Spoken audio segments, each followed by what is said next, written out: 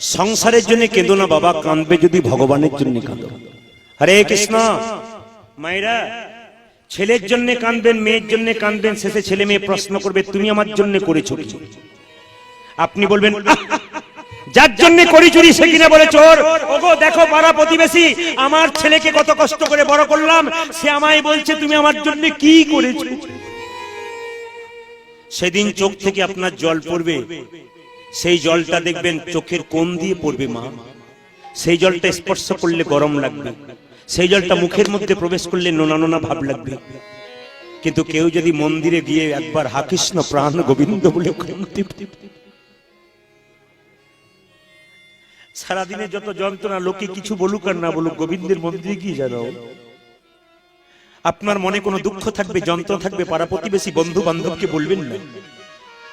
আপন মরম কথা না কহিবি যথা তথা। মরমের প্রেমিক না হলে তার কাছে বলা যায় না যিনি আমার মরমের কথা শুনেন। একমাত্র মরমের মরমই যদি হয় তবে ভগবান কৃষ্ণ হয়। এই জগতে ভেতরে যদি কোনো দুঃখ থাকে মা, দু জায়গায় বলবেন, কারো কাছে বলবেন না, অন্য কারো কাছে বললে দুঃখটাকে ছড়িয়ে দেবে আপনার। আপনি দু জায়গায় বলবেন, কোথায় কোথায় বলবেন? একটি গুরুর কাছে বলবেন। গুরু হলো বাবার মতো, তার কাছে দুঃখের কথা বলো, সে সমস্যার সমাধান করে দেবে। আর ভগবানের মন্দিরে গিয়ে একবার বসে হা কৃষ্ণ প্রাণ গোবিন্দ বলে দুফোঁটা চোখের জল যদি একবার কেউ দিতে পারে, গোবিন্দ বলল কিছু চায় না, আমি কারো কাছে কোনো কিছু চাই না, শুধু দুফোঁটা চোখের জল। যে যত জল আমার চরণে দিতে পারবে তার ভেতরের ময়লাগুলো সব দূরে যাবে। যে কৃষ্ণ বলে একবার মন্দিরে কাঁদতে পারবে তার ভেতরের সব জ্বালা যন্ত্রণা দূর হয়ে যাবে। তখন আপনার চোখ থেকে জল পড়বে, সেই জলটা দেখবেন মাঝে পড়বে, ভগবানের জন্য কাঁদবেন। তখন সেই জলটা মুখের মধ্যে প্রবেশ করবে, মা নোনা নোনা ভাব লাগবে না, মিষ্টি মিষ্টি ভাব লাগবে। সেই জলটা যখন স্পর্শ করবেন গরম লাগবে না, ঠান্ডা লাগবে। দেবে যদি ভগবানের চরণে তবে শীতল জল দাও। আচ্ছা বাবা এইদিকে তাকান, কি আছে এইদিকে, এদিকে কি আছে সংসারে? কীর্তন শুনতে এসছেন, গ্যারান্টি আছে আপনি বাড়ি ফিরে যাবেন? জোরে বলুন, আপনার গ্যারান্টি আছে মা আপনি বাড়ি ফিরে যাবেন? আমি 6 মাস আগে, লকডাউনের আগে এক জায়গায় গান করছিলাম ঝাড়খণ্ডে। আপনি অবাক হয়ে যাবেন, দুদিন ধরে গান হচ্ছিল। প্রথম দিন ভক্ত গান শুনলো বসে বসে, দ্বিতীয় দিন যখন গান শুনছে 1 ঘন্টা পরে পালিয়ে গেল। আমার কি হলো, কি ব্যাপার, পালিয়ে গেল? বাড়ির লোক দেখলে এত বড় ভক্ত সামনে বসে থাকে, পালিয়ে গেল কেন? অবাক হয়ে যাবেন আপনারা। যখন পালিয়ে গেল ওনার স্ত্রী তার পেছন পেছন ছুটে গেল। ছুটে যখন গেল তখন কান্নাকাটি শুরু হয়ে গেছে। ভক্ত বাড়িতে গিয়ে গোবিন্দের মন্দিরে প্রণাম করতে করতে ওইখানেই দেহটা রেখে দিতে। অথচ যাদের প্রচুর টাকা আছে তারা নিজের অহংকার করছেন। তারা একটু জেনে রাখুন, ওই লোকটা প্রচুর টাকার মালিক।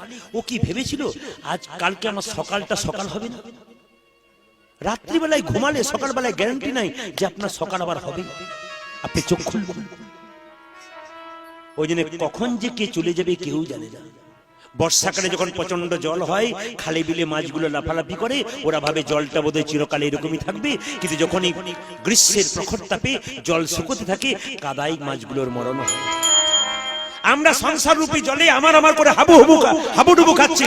আমার মতো কেউ বড় লোক নাই, আমার মতো টাকা কারো নাই, আমি অহংকারী ব্যক্তি, আমার মতো। এদেরকে জেনে রাখা দরকার, একটা করে রাত পার হচ্ছে মানে আপনার জীবনের খাতা থেকে একটা করে দিন কমে যাচ্ছে। একটা করে রাত পেরোচ্ছে মানে আপনার জীবনের খাতা থেকে একটা করে দিন কমছে। আপনি যে পাওয়ারে কথা বলছেন ওই পাওয়ার আপনার ফিউজ হয়ে যাবে। কোন দিন? যখন শরীরে রক্ত কমে যাবে, যখন খাটে শুয়ে থাকবেন না, শরীরে কঠিন রোগ হয়ে যাবে। বাড়ির লোক 10 দিন সেবা করবে, তারপর যখন কঠিন রোগ হবে তখন বলবে এবার গেলেই বাঁচি। সেই দিন বুঝবেন আপনি কার জন্য করে যাচ্ছেন। এখন আপনি বুঝবেন না, সেই দিন বুঝবেন যে আমার টাকা, আমার গাড়ি, আমার বাড়ি কার জন্য। যতক্ষণ সংসারকে দেবেন, সংসার ভালোবাসছে, দেওয়া বন্ধ করুন, এক পাশে ফেলে দেবে আপনাকে। এই সংসার শুধু নিতে চাই, দিতে চাই না। ওই জন্য আমি আপনাদের অনেক প্রমাণ দিয়েছি, একটা প্রমাণ দিয়ে যাব। আমি কলকাতায় প্রচুর গান করি। এখানে পুলিশ অফিসার যারা আছেন তারা প্রচুর দাদা ভাইরা কলকাতায় থাকেন, এবং এই গ্রামটা পুলিশেরই গ্রাম। মানে পুলিশের গ্রাম বলা চলে না, মানে চাকরিটা বেশি পুলিশেরই আছে। তো আপনাদেরকে একটা দামি কথা বলে যাই, আমি জয়নগর যেখানে মোয়া তৈরি হয় তার পাশে একটা শ্মশান আছে। তো আমি একদিন শ্মশানের পাশে প্রচুর দোকান আছে, চা খেতে নেমেছি, দেখতে পেলাম কি জানেন, একজন কোটিপতি আওলা লোক, তাকে একটা এসি গাড়িতে নিয়ে আসা হলো, মরে গেছে ফুলের মালা দিয়ে। আচ্ছা মরে গেছে, তারপর আবার এসি গাড়িতে এনেছে, লক্ষ্য করুন, ওকে চিতাতে চাপানো হচ্ছে। কিছুক্ষণ পরে দেখলাম একটা লোককে নিয়ে এলো টলিতে করে, ছেঁড়া তালায় ঘরের দড়ি দিয়ে বেঁধে। ও নাকি রিক্সাওয়ালা, পথের ভিখারি ছিল, মাঝে মাঝে রিক্সা চালাতো, ওকেও নিয়ে আসা হলো। যে রিক্সা চালাতো পথের ভিখারির মতো, সেই লোকটা কোনোদিন ওই এসিওয়ালার ঘরে যেতে পারি নাই, বাবু বলে ডাকতে হয়েছে, তবু চান্স পাই নাই দেখা করবার। আজকে শ্মশানের চিতাতে দুজন দুপাশে শুয়ে যেন অনেক দিনকার মনের কথা বলছে, আর বলা বলি করছে, ভাই এসেছিলাম তখন ফাঁকা, যাবার সময় ফাঁকা, মাঝখানটাতে আমি বড় লোক, তুমি ছোট লোক, কিছুই নাই, এদেরকে শিখিয়ে দাও, এইটাই জগতের নিয়ম। এই জন্য আপনাদের কাছে নিবেদন রইল, বাবা যতই টাকা টাকা করুন, ফাঁকা হয়ে যাবেন, সেই দিন বুঝবেন এই সংসারে আপনার টাকা নিয়ে ছেলে মেয়েগুলো মারামারি করবে, আপনি চলে যাবেন শ্মশান ঘাটে, আপনার কাজের হিসাব চলবে, ছেলেগুলো মারামারি করবে, বাবা এত রেখেছে বের কর, নইলে কাজ হবে না। নিবেদন আপনাদের সামনে, ভালো কর্ম করুন, মানুষের আশীর্বাদ পান, জীবন সুন্দর হয়ে যাবে। যতজন কীর্তন শুনলেন তাদের কাছে নিবেদন রইল, এ সংসারে মাকে যে কাঁদায়, তার সংসারে দুঃখের সীমা নাই, জানি তাই। এ সংসারে যার বাড়িতে বাবা কাঁদে, মা কাঁদে খাবার জন্য, তাকে পশুর সঙ্গে তুলনা করা যায়, মানুষের সঙ্গে নয়। যারা বাবা মাকে খেতে দেন না, তাদের গায়ে এটা ছ্যাঁকার মতো লাগবে, কিন্তু ছ্যাঁকার মতো নেবেন না, মিষ্টির মতো নেবেন, কাজে লেগে যাবে। এই দিকে তাকাবেন মায়েরা, রক্তের গরমে, রক্তের অহংকারে এমন কিছু কাজ করবেন না, এখন আপনি ভাবছেন আমি ঠিক জায়গায় আছি, পরবর্তী ক্ষেত্রে আপনাকে ঠকতে হবে। পেছনের দিকটা বিবেচনা করে আপনারা কাজ করবেন। বৃদ্ধ বাবা যারা কীর্তন শুনতে এসছে, এখানে বয়স্ক বাবা অনেকেই আছেন, আপনাদের কাছে নিবেদন রইল, বয়স্ক মা এখানে অনেকে আছে, অনেক কষ্ট করে আপনার সংসারটা গড়ে দিয়েছে, আপনিও গড়ছেন। উনি ওনার ছেলের জন্য করেছেন, আপনি আপনার ছেলের জন্য করছেন। ওনার ছেলেকে সম্মান দেবেন, ওনাকে সম্মান দেবেন, আপনি ছেলের কাছে সম্মান পাবেন। আপনি ওনাকে সম্মান দেবেন, ওনার ছেলেকে সম্মান দেবেন না, আপনিও পাবেন। আপনাদের কাছে নিবেদন রইল, মায়ের মতো আপনার কেউ হয় না। মুসলমানদের একটা ধর্মগ্রন্থ আছে, দিনে তালিম, তাতে বলেছে, বাপ ने जन्म दिया उछली हुई पानी से, माँ ने जन्म दिया अपना जान का कुर्बानी से। বাবা তো দুদিন আনন্দ করেছে, কিন্তু মা, যে মেয়ের পেটে বাচ্চা থেকে, সে জানে যে বাচ্চা জন্ম দেওয়ার কি কষ্ট, একমাত্র সেই জানে। দেখবেন হসপিটালে যখন বাচ্চা হতে যায়, আমরা লক্ষ্য করি অনেক সময়, খুব ভালো করে শুনবেন মায়েরা, আপনার জীবনের সঙ্গে মিলে যাবে, যখন পেটে বাচ্চা থাকে না, বাড়ির সবাই ঘুমিয়ে যায়, কিন্তু যে মেয়ের পেটে বাচ্চা থাকে, সে খালি ওঠে আর বসে। আপনার মা যখন আপনাকে গর্ভে ধারণ করেছিল, কত রাত উঠেছে, কত রাত বসেছে, তারপর জন্ম দিয়েছে। আজকে ধন্যবাদ জানাবো আপনাদেরকে, ধন্যবাদ জানাবো তার সঙ্গে আরেকজনকে, কি বলুন তো, মাইক ম্যান ভাই, দারুণ হাত, দারুণ সুন্দর তার মাইক। শুধু মাইকটা নয়, কৃষ্ণ ভক্ত বটে। কেন বলুন তো, কীর্তন শুনতে শুনতে মাঝে মাঝে আহা করে উঠছে, মানে কি, কীর্তন চালানোর টেকনিক এইটাই। কেন বলুন তো, নিজেকেও ডুবে যেতে হবে, তবে ঠিক এই জায়গাতে কানেকশনটা রাখতে হবে। এই জন্য আপনাদের কাছে নিবেদন রইল, কেউ মা কাঁদাবেন না, অনুভব করবেন কথাগুলো। আপনার স্ত্রী যখন বাচ্চাকে জন্ম দিচ্ছিল, তখন ছটপট ছটপট করছিল, তখন তো ডাক্তারি ব্যবস্থা ছিল। আপনি যখন মায়ের পেটে ছিলেন, তখন তো খুব একটা ডাক্তারি ব্যবস্থা ছিল না, রক্তের বান বন্যা বয়ে দিয়েছে, তারপর জন্ম দিয়েছে, এরই নাম হলো মা। হসপিটালে যখন মা বাচ্চা হতে যায়, তখন ডাক্তার বলে, ওগো, মায়ের বাঁচবার আশা নেই, ছেলে বাঁচতে পারে। মা যদি একবার কথাটা শুনতে পায়, ডাক্তার বাবুকে ডেকে বলে, ডাক্তার বাবু, আমি নাকি মরে যাব, মৃত্যুর আগে আমাকে একটা ইচ্ছা পূরণ করে দিন। কি? আমার গর্ভের সন্তানটার মুখটা দেখে মরতে পারবো।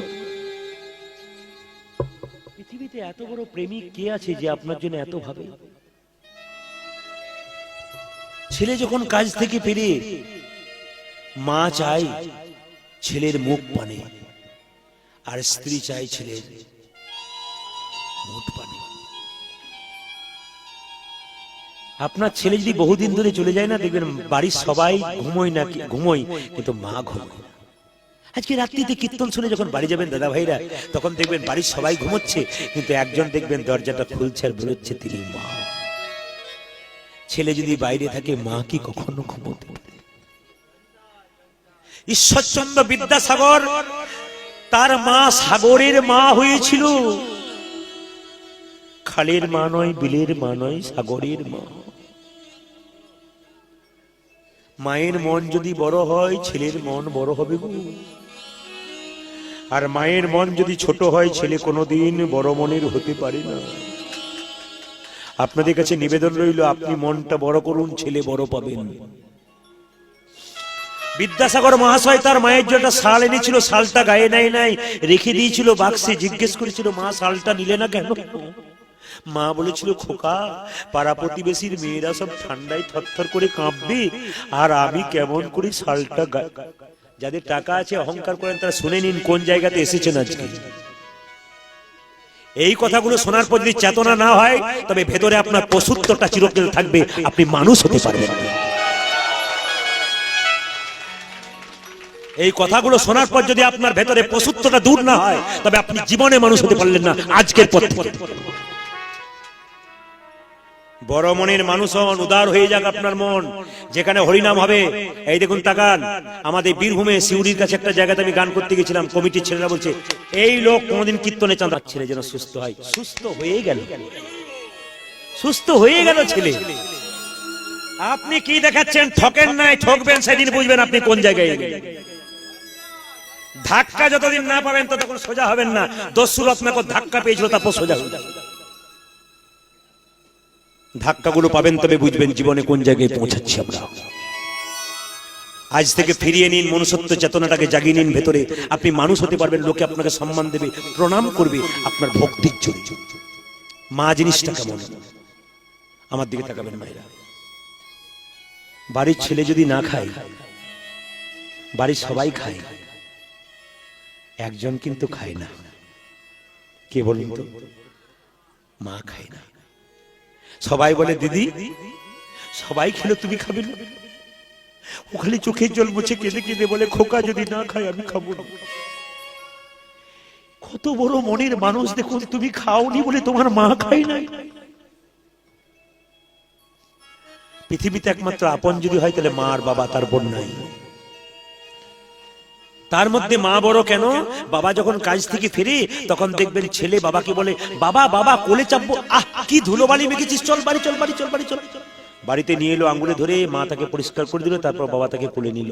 কিন্তু বলুন তো মায়েরা, আপনারা যখন খাবার খেতে বসছেন নতুন কাপড় পরে, আপনার বাচ্চা ছেলেটা আপনার কোলে ঝাঁপিয়ে পড়লো ধুলোমাখা অবস্থায়, আপনি ঠেলে দেবেন না নিজে না খেয়ে খাবারটা মুখে তুলে দেবেন? তফাৎটা দেখা দেবেন, এইটাই তফাৎ।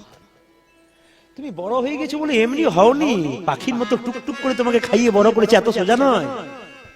তুমি ছোটবেলায় খেতে জানতে না, তোমাকে খাইয়ে দিয়েছে।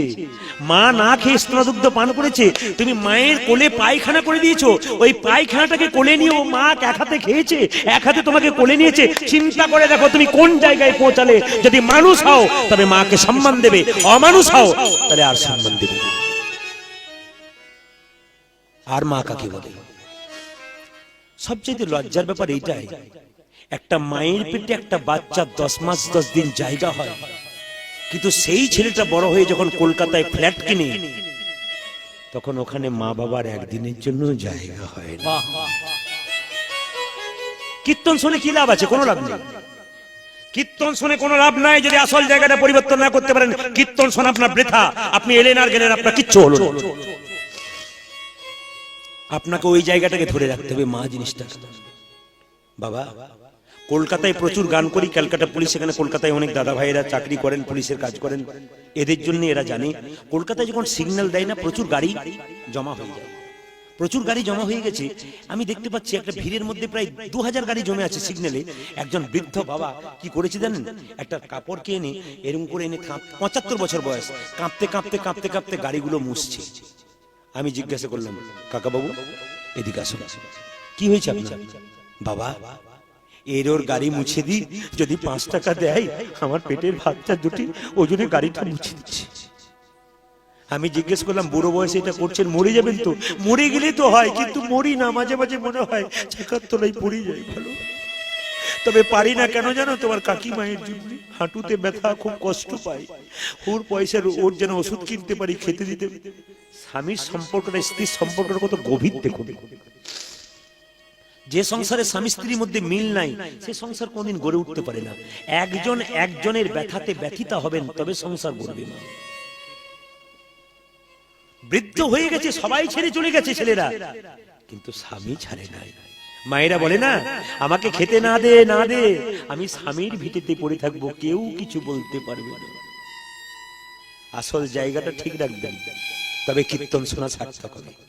আজকে কীর্তন শুনে কাল সকালে ভুলে গেলেন তা বললে হবে না। ভেতরে নিয়ে যান, অনুভব করুন, জীবনে কাজে লাগবে। শুধু তাই নয়, আমি যখন জিজ্ঞেস করলাম কাকা বাবু ছেলে নাই, চুপ করে রইল। কীর্তন কেমন জিনিস দেখুন। এখন আপনারা আনন্দ করছেন, হাসছিলেন, এত এত মানুষ স্থির হয়ে বসে আছে কেন? প্রেম যখন মানুষের মধ্যে ঢুকে যায় তখন এইরকমই হয়। জিজ্ঞেস করলাম কাকা বাবু ছেলে নাই? আছে। কটা? একটা। কি করে? চাকরি করে। বেতন কত পায়? 50,000। টাকা দেয় না? কোনদিন 5 টাকারও মুখ দেখতে পায় নাই। আপনাদের কাছে নিবেদন, ওই বাবাগুলো, ওই যে বাবার ছেলে, ওই কালপিট ছেলেগুলো যে বাচ্চা জন্ম দিয়েছে, তো কালপিট বাচ্চাই জন্ম দেবে। ওই যে ছেলেটা 50,000 টাকা বেতন পায়, বাবাকে 5 টাকাও দেয় না, মাকে 5 টাকাও দেয় না, ওর বাচ্চা তো কালপিট বাচ্চা জন্ম হবে। ও তো সমাজে দূষিত বাচ্চা জন্ম হবে। ও দেখে দেখে তারও বাচ্চাগুলো দূষিত হবে। এইরকম বাচ্চা জন্ম দেওয়ার চেয়ে না জন্ম দেওয়া ভালো। এতে আপনার আনন্দ করার দরকার নাই, এতে আপনার একটু দুঃখ করার দরকার। আমি কেমন অসুর সন্তান জন্ম দিয়েছি। আপনার ভেতরে অসুর প্রবৃত্তি থাকলে আপনি এরকমই সন্তান জন্ম দেবেন। নিবেদন আপনাদের কাছে, কেউ মা কাঁদাবেন না। বোনেদেরকে বলবো, সংসারে যদি থাকবেন মা, সংসারে এসে ভালো ব্যবহার করুন। শ্বশুরকে ভালোবাসুন, শাশুড়িকে ভালোবাসুন। পাশের বাড়ির লোকগুলো কি বলবে জানেন? মেয়েটার বাবার বংশ ভালো, নইলে মেয়ে এত ভালো হয়। কিন্তু যদি আপনি সংসারে এসে খারাপ ব্যবহার করেন না, শাশুড়িকে দেখেন না, শ্বশুরকে দেখেন না, আপনি নিজের তালে চলেন, তাহলে আপনি মনে মনে ভাবছেন আমি রক্তের অহংকারে করছি, কিন্তু ভেবে নেবেন পাড়া প্রতিবেশী আপনার বদনাম করছে, লোকে বলাবলি করছে, মেয়েটা তো খারাপ কেন বলতো, ওর বাবার বংশটা নিশ্চয়ই খারাপ। যদি নিজের বাবার মান রাখবেন দিদি ভাইরা, তাহলে আপনার সম্মানটাকে ঠিক রাখুন। আর যদি মনে করেন যে বাবা মাকে আমি মানি না, সম্মান দিই না, তাহলে আপনি এরকম করবেন। আপনি যদি ভালো ব্যবহার করেন সংসারে, দেখবেন পাড়া প্রতিবেশী সবাই বলে মেয়েটা খুব ভালো রে, কেন বলতো, ওর বাবার বংশটা ভালো, নইলে মেয়ে এত ভালো হয়। আর মেয়ে যদি খারাপ হয়, পাড়া প্রতিবেশী বলবে ওর মাটা বাবাটা ভালো নয়। এইটা হচ্ছে কারণ। আপনার শুনে রাখুন মা, সংসারে ছেলে মেয়েকে মানুষ করুন, ঝগড়া করবেন না, লড়াই করবেন না নিজেদের মধ্যে। ছেলে মেয়েকে মানুষ করতে গেলে আপনাদের সাধু সাইজতে হবে। সাধু মানে পোশাক নয়, কেমন ভালো সাইজ হবে। আপনাদের পরিবেশটা দিতে স্কুল, কেন দিতে স্কুল না, মেয়েকে ছেলেকে যেমন তৈরি করবেন সেরকম হবে। একটা প্রমাণ দিয়ে দিই, একটা 18 বছরের মেয়ে বিয়ে হয়ে গেল, তার মা বলছে খুকি বিয়ে হয়ে গেল তোর, তুই শ্বশুর বাড়ি চললি, শ্বশুরকে প্রণাম করবি, শাশুড়িকে প্রণাম করবি, সম্মান দিবি মা। যখন বলেছে সম্মান দিবি, মেয়ে বলল দেবো। শ্বশুর বাড়ি গেল, যাবার 3 দিন পর থেকে ঝগড়া শুরু করলো। ছেলের বাবা মেয়ের বাবাকে ফোন করছে, বেআই মশাই কেমন মেয়ে পাঠালেন, এ তো গিয়ে থেকে ঝগড়া শুরু করে দিয়েছে। যখন অষ্টমঙ্গলা করতে হলো, মেয়েকে মা আর বাবা বলছে খুকি তোকে বললাম বারবার পরে পুই পুই করে কানে বললাম ওরে ঝগড়া করিস না, তুই করলি যে। মেয়েটা কি উত্তর দিচ্ছে দেখুন, 18 বছর ধরে যেটা শিখলাম সেটা করব না শেষ দিনে যেটা শেখালে সেটা করব। তার মানে আপনি কি শেখালেন? ও বলছে কি দেখুন, বলছে 18 বছর ধরে তুমি তো দাদু ঠাকুমার সঙ্গে ঝগড়া করেছো, ওইটাই তো দেখলাম, আমি তো ওইটাই শিখব। হরি বল হরি বল। তাই যে সমস্ত ভাইদেরকে বলে রাখবো, যারা বাবা মাকে খাবার কথা ভাবনা চিন্তা করেন না, কেমন বাচ্চার জন্ম দিচ্ছেন বাবু।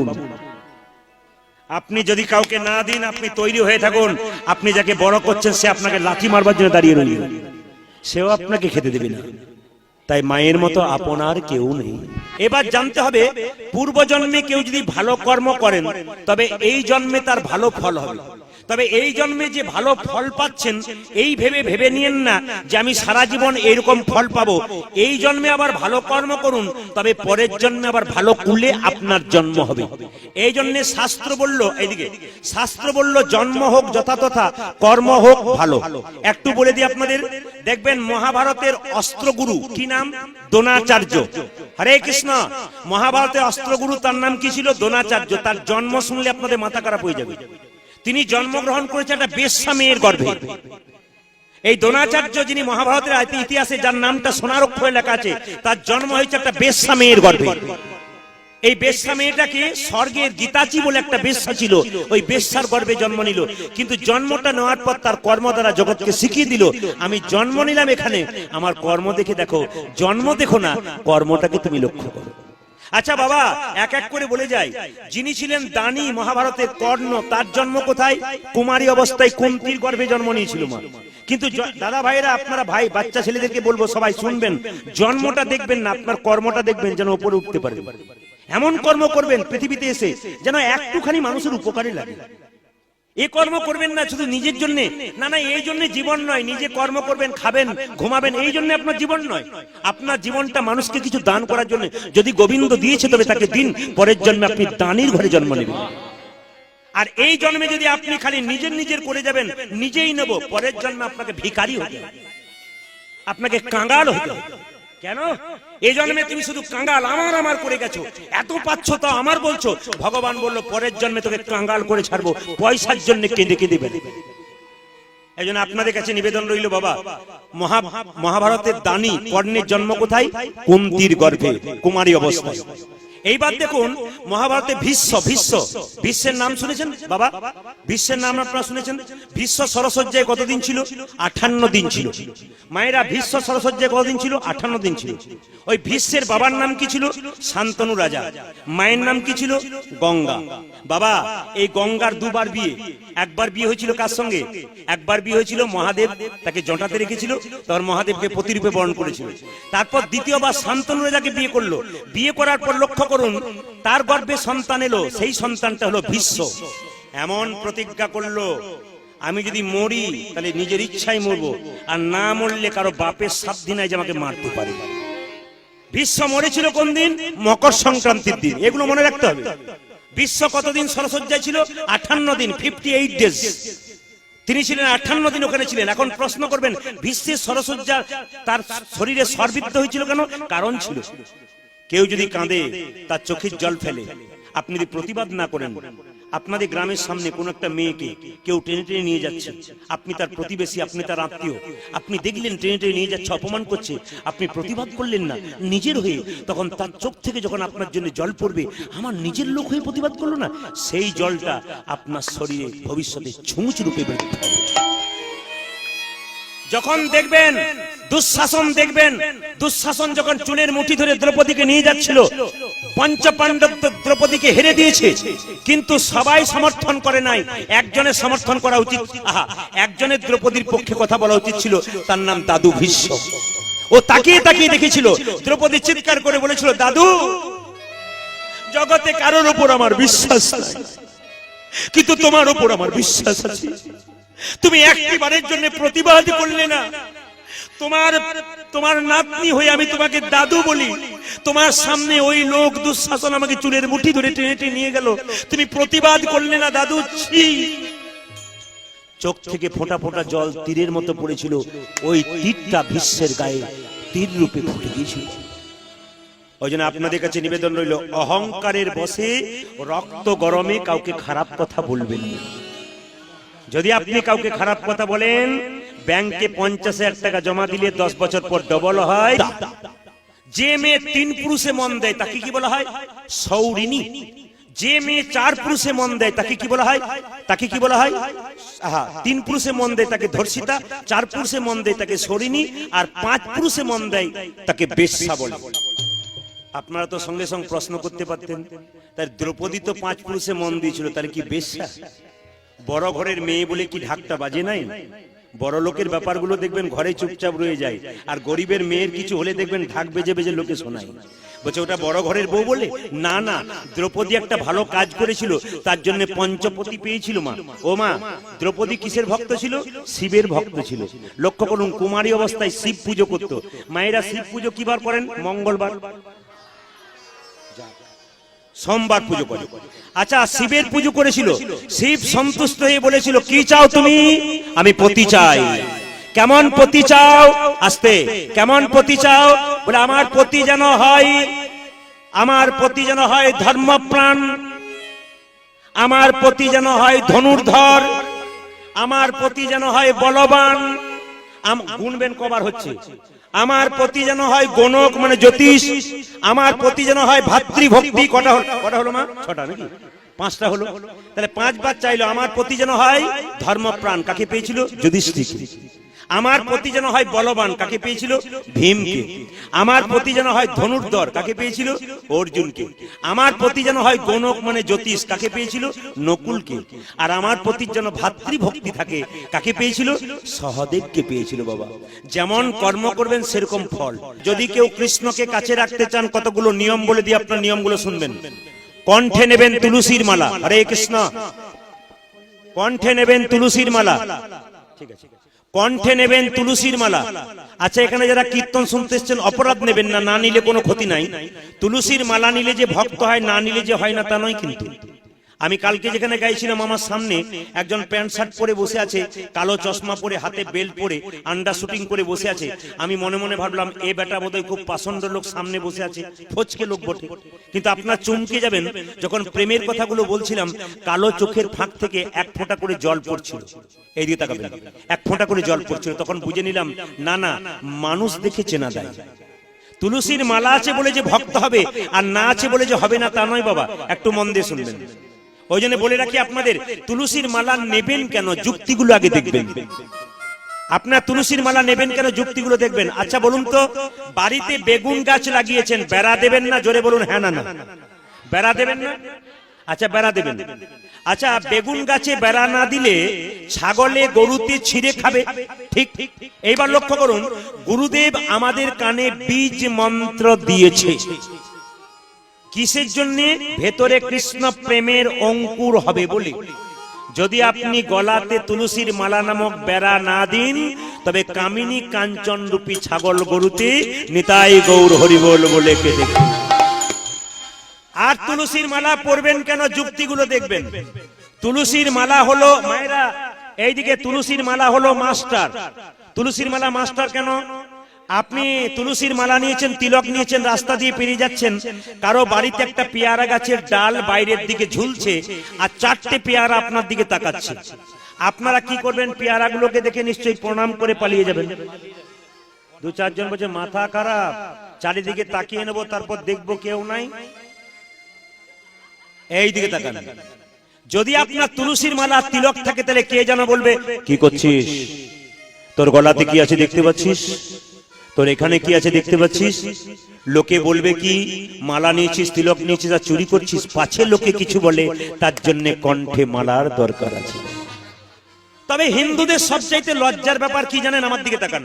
হিন্দুদের সবচাইতে লজ্জার ব্যাপার এইটাই, যদি কেউ একটু তিলক তুলসীর মালা নেয়, পাশের বাড়ির লোকটা বলবে বাবারে কি বড় ভক্ত হয়ে গেল। বলে না? আপনাদের এখানে বলে না, অন্য জায়গাতে বলে, বলে সব জায়গাতে।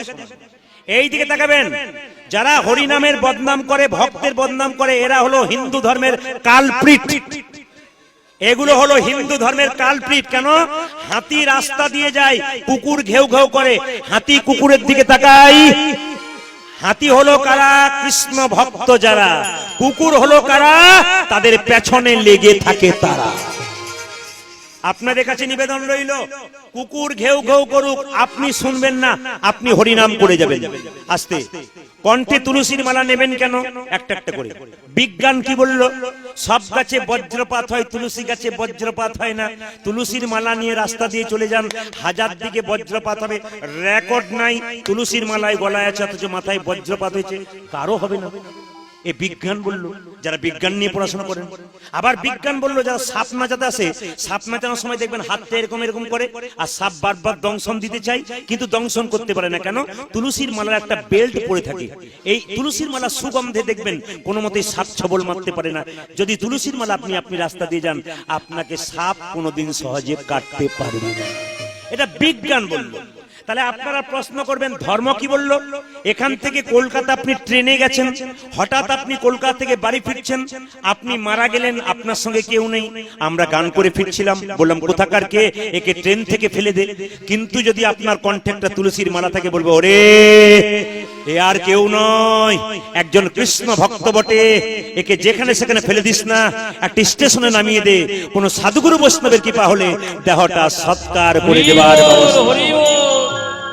বাবা, হনুমান যখন মারা যায়, হিন্দু ছেলেরা দেখবেন পকেটে পয়সা না থাকলেও লোকের সামনে বলে দাদা 5 টাকা দিন, 10 টাকা দিন। কেন? সবাই জানে ভক্ত হনুমান রামের ভক্ত, ওই জন্য তার একটা দেহ সৎকারের দরকার আছে। আপনার কণ্ঠে তুলসীর মালা তিলক থাকলে যে কোনো জায়গায় মরে গেলে আপনারও দেহটা সৎকার। নিতাই গৌর হরি বল। এটা গেল কি বিজ্ঞান এবং ধর্ম। বাস্তবটা কি? আপনাদের এই গ্রামে আসতে, আপনাদের এই গ্রামে কারো বাড়িতে ভোজ হচ্ছে, দেখবেন প্রচুর কুকুর ঘোরাঘুরি করছে, সব কুকুরকে লাঠি দিয়ে তাড়িয়ে দিলেন। কিন্তু যদি ওই কুকুরগুলোর মধ্যে একটা কুকুরের গলায় বেল্ট বাঁধা থাকে, মারতে গিয়ে থমকে দাঁড়াবেন আর বলবেন ওরে বেল্ট বাঁধা কুকুর মানে কারো পোষা কুকুর বটে, একে মারলের মালিক উত্তম মধ্যম দিতে পারে। ওই জন্য যার কণ্ঠে তুলসীর মালা নামক বেল্ট আছে, তার কেউ থাকার না থাক, একজন আপন আছে, তিনি হলেন ভগবান শ্রীকৃষ্ণ। তবে আপনাদের বলে যায়, তুলসীর মালা যারা নেবেন তারা নিরামিষ খাবেন। জয়নি তাই মায়েরা তুলসীর মালা নিয়েছেন তো?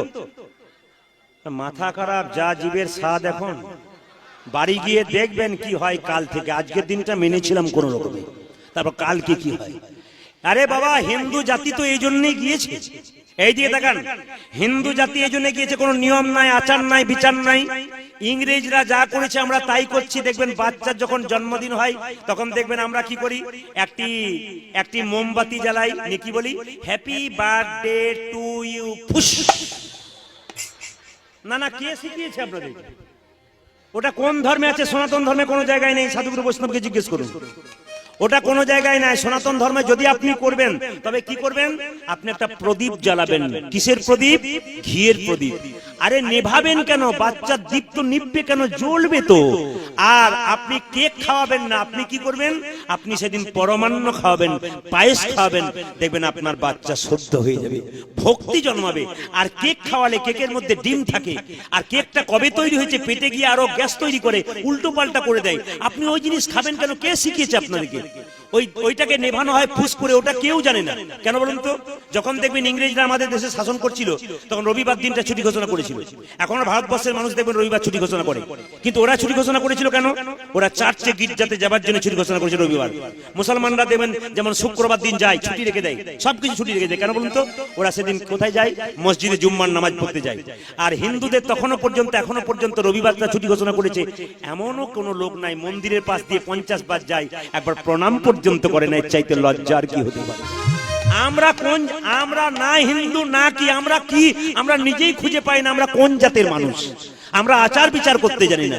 ওই জন্য বলে রাখি, এইদিকে তুলসীর মালা যারা পরবেন, আসতে, তুলসীর মালা যারা পরবেন নিরামিষ খাবেন। এক জায়গায় একজন বলছে, দাদা এখন আর তুলসীর মালা পরলে নিরামিষ খেতে হয় না। বলে কেন? এখন মালা সিস্টেম চেঞ্জ। আমি সিস্টেম চেঞ্জ মানে যেমন প্যাঁচ সিস্টেম তুলসীর মালা। বললাম বুঝলাম না। রাত্রিবেলায় বিয়ে বাড়িতে নিমন্ত্রণ হচ্ছে, পেঁচ খুলে দিলাম, আবার সকালবেলায় পেঁচ লাগিয়ে দিলাম। এই পেঁচ লাগা পড়া করলে কিন্তু নিতাই গৌর হরি বল হয়ে যাবে বাবা। তাই কাল থেকে সব তুলসীর মালা পরবেন তো? জোরে বলুন তো। শব্দ খুব একটা বেশি বাড়ছে না। মায়েরা, কালিয়ানাগকে দেখেছেন আপনারা? ছবিতে দেখেছেন? আচ্ছা, কালিয়ানাগের মাথায় একটা চিহ্ন থাকে, ওই চিহ্নটা কিসের চিহ্ন কেউ বলতে পারবেন? হরে কৃষ্ণ। কালিয়ানাগের মাথায় একটা চিহ্ন থাকে, ওই চিহ্নটা ভগবান শ্রীকৃষ্ণের চরণ চিহ্ন। একটা একটা করে বলি। কৃষ্ণ যেদিন কালিয়ানাগকে দমন করেছিল সেই দিনটা ছিল ঝুলন পূর্ণিমার দিন। হরে কৃষ্ণ। কৃষ্ণ যেদিন কালিয়ানাগকে দমন করেছিল সেদিনটা ছিল ঝুলন পূর্ণিমার দিন। আচ্ছা বাবা, কালিয়ানাগের কটা ফণা ছিল? বলছে 100টা ফোনা ছিল, আরো উপফোনা ছিল অনেক, 100টা ফোনা তো ছিল। আচ্ছা, কালিয়ানাগকে কৃষ্ণ দমন করেছিল কোন দিন? যেদিন দাদা বলাইয়ের জন্মদিন ছিল। মানে কৃষ্ণ জানে যদি দাদা বলাইয়ের জন্মদিন না হয়, দাদা আমার সঙ্গে যায়, তাহলে কালিয়ানাগকে দমন করতে যাবে না। কৃষ্ণ চতুরের শিরোমণি সেই দিনটাকেই বেছে নিলেন। খুব ভালো করে শুনবেন। সাপের জিভটা কি থাকে? সাপের জিভটা কেমন থাকে মা? হ্যাঁ, চেরা থাকে, থাকে না?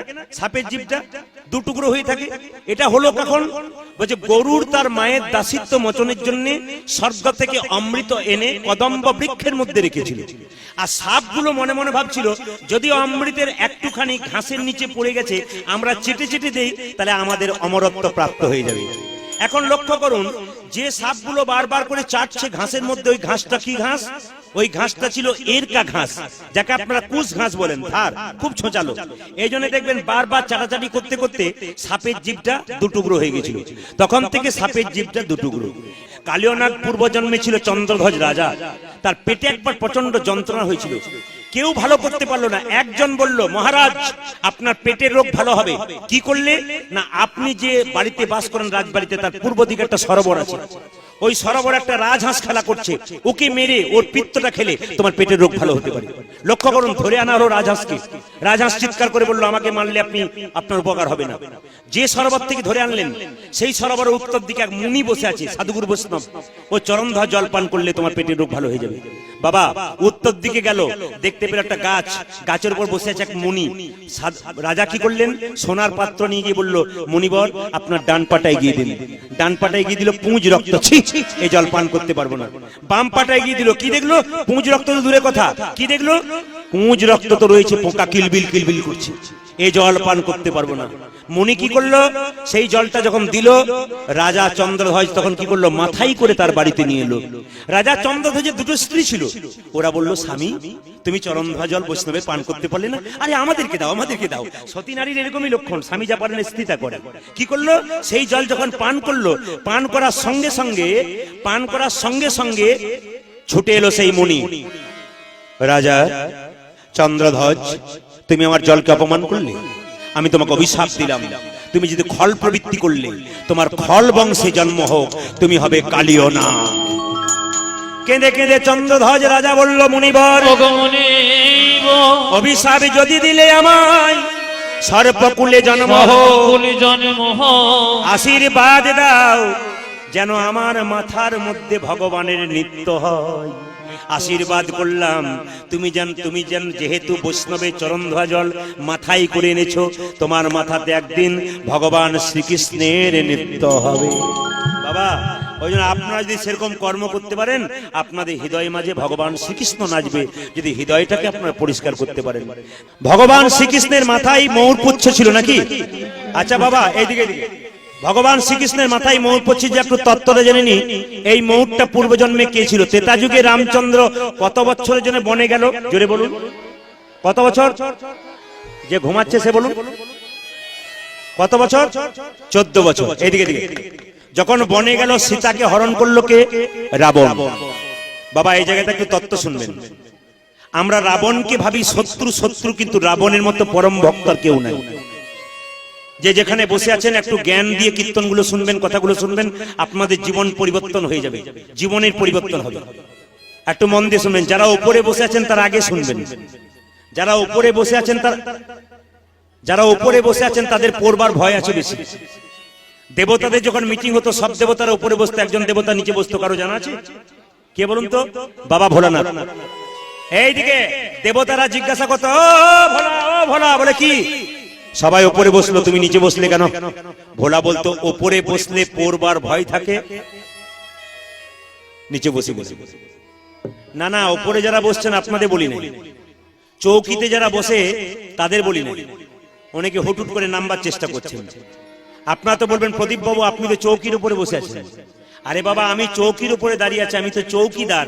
আপনারা জমিতে বসে আছেন, আপনারা তো জমিদার। আপনারা জমিদার, কারণ জমিতে বসে আছেন, আমি তো চৌকিদার। চৌকিতে যারা বসে তারা চৌকিদার, নিচে যারা বসে তারা জমিদার। কেন বলুন তো? হৃদয়টাকে যদি কৃষ্ণের জমি করতে পারে, তাহলে তার উপর লাভ কি আছে? এই জন্য আপনাদের একটু সুন্দর সুন্দর কথা বলে যাই, মন দিয়ে শুনবেন। প্রথমে আপনি বৈষ্ণবকে সম্মান দেবেন। যে সমাজে বৈষ্ণবের সম্মান হয় না সেখানে ভগবান আসে না। এইদিকে মায়েরা, বাড়িতে ভিখারি এসেছে, আপনি বলবেন আরে বাবা অসময়ে ভিখারি,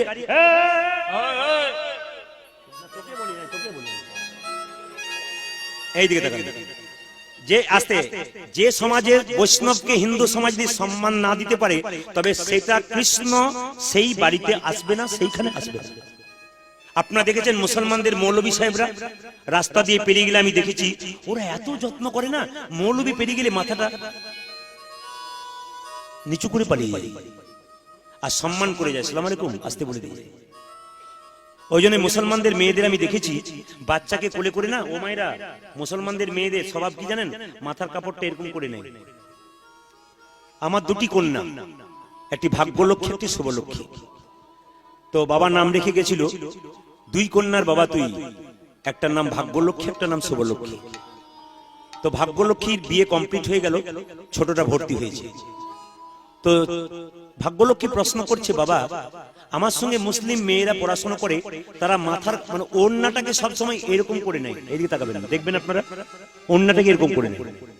আমি চেন্নাই একবার চিকিৎসা করাতে গেছিলাম, বিখ্যাত ডাক্তার, মেয়ে ডাক্তার, সেই মেয়েটি মুসলিম ডাক্তার, কিন্তু দেখলাম ওড়নাটাকে এরকম করে রেখেছে। মানে ওর মা বাবা ওকে শিখিয়ে দিয়েছে তুই যত বড়ই ডাক্তার হোক ধর্মটাকে ছেড়ে কিন্তু নয়। আর হিন্দুদের দেখবেন যদি একটু লেজ বড় হয়ে যায় তবে তার যা কি অবস্থা হয়, সে ভাবে আমি ইংল্যান্ডের না আমেরিকার, আমাকে আর কেউ ছুতে পারবে না। এই দিকে তাকাবেন, এই দিকে তাকাবেন, ওরা শিখিয়ে দিয়ে যাচ্ছে যে ধর্মটা ঠিক আছে। ওদের মেয়েরা বাচ্চাটাকে কোলে করে নিয়ে দরজায় দাঁড়িয়ে থাকে, মৌলবী পেরিয়ে গেলে বলে খোকা আসসালাম আলাইকুম করে দাও। মাটা শিখিয়ে দিচ্ছে, মানে ওই বাচ্চাটাকে শেখাচ্ছে উনি ধর্মীয় লোক, বড় হলে ওকে সম্মান দিবি। আর হিন্দুদের মেয়েরা, না না আপনাদের বলি না, আমাদের ওদিকের জন্য বলছি, হিন্দুদের মেয়েরা বাচ্চাকে কোলে নিয়ে রাস্তায় দাঁড়িয়ে থাকে, আর কোনো সাধু বাবা লাল কাপড় পরে পেরিয়ে গেলে বলে কাঁদবি না, সাধু বাবা যাচ্ছে ধরিয়ে দেবো বলে দিলাম। মানে প্রথম থেকে শিখিয়ে দিল যে উনি ভালো লোক নন, বড় হলে উত্তম। এই জন্যই তো সাধুগুরু বৈষ্ণবকে সম্মান দিতে জানেন আমাদের ছেলেরা। আপনারা শেখাবেন, মা কে শেখাবে? আপনারা তো শেখাবেন। আজকে আমরা কোন জায়গাতে পৌঁছাচ্ছি একটা একটা করে শুনে নেবেন। বৈষ্ণবের সম্মান যার বাড়িতে না হয় তার বাড়িতে কোনোদিন কৃষ্ণ আসে না। আপনি হাটে গেছেন, আপনি হাটে গেছেন, একটা গাভী কিনেছেন, একটা বাছুর কিনেছেন, গাভীটা বাড়ি আসছে না, আপনি কি করে আনবেন? যত দড়ি ধরে টানছেন আসছে না, কি করবেন? বাছুরকে কোলে করে এগিয়ে যান, গাভীকে ডাকতে হবে না, বাছুরের পেছন পেছন গাভী যাবে। আপনি ভগবানকে ডাকছেন, মন্দিরে যাবার দরকার নাই, বৈষ্ণবের চরণ ধরে এগিয়ে যান, ভগবান শ্রীকৃষ্ণ আপনার পেছন পেছন আসবে। ওই জন্য শাস্ত্র বলেছে বৈষ্ণবের বস কৃষ্ণ সর্বশাস্ত্রে কয়, এই সব জানিলহ বৈষ্ণবের আশ্রয়। বাবা এই দিয়ে তাকান, বৈষ্ণবের চরণ ধুলি যার ঘরে পড়ে তার সবংশ নিধন হয়, ভিটেতে ঘুঘু চড়ে। আপনারা বলবেন বৈষ্ণবের এত গুণগান করলেন, তারপর কিরকম বললেন? বৈষ্ণবের চরণ ধুলি যার ঘরে পড়ে তার সবংশ নিধন হয়, ভিটেতে ঘুঘু চড়ে। অনেকে বলছেন এই জায়গাটা খারাপ করে দিলেন দাদা, সব ভালো ছিল। না না, বৈষ্ণবের চরণধুলি ওই বাড়িতে নয়, যেটা করেছেন ওটা তো রয়ে যাবে। এইটা হচ্ছে আপনার বাড়ি।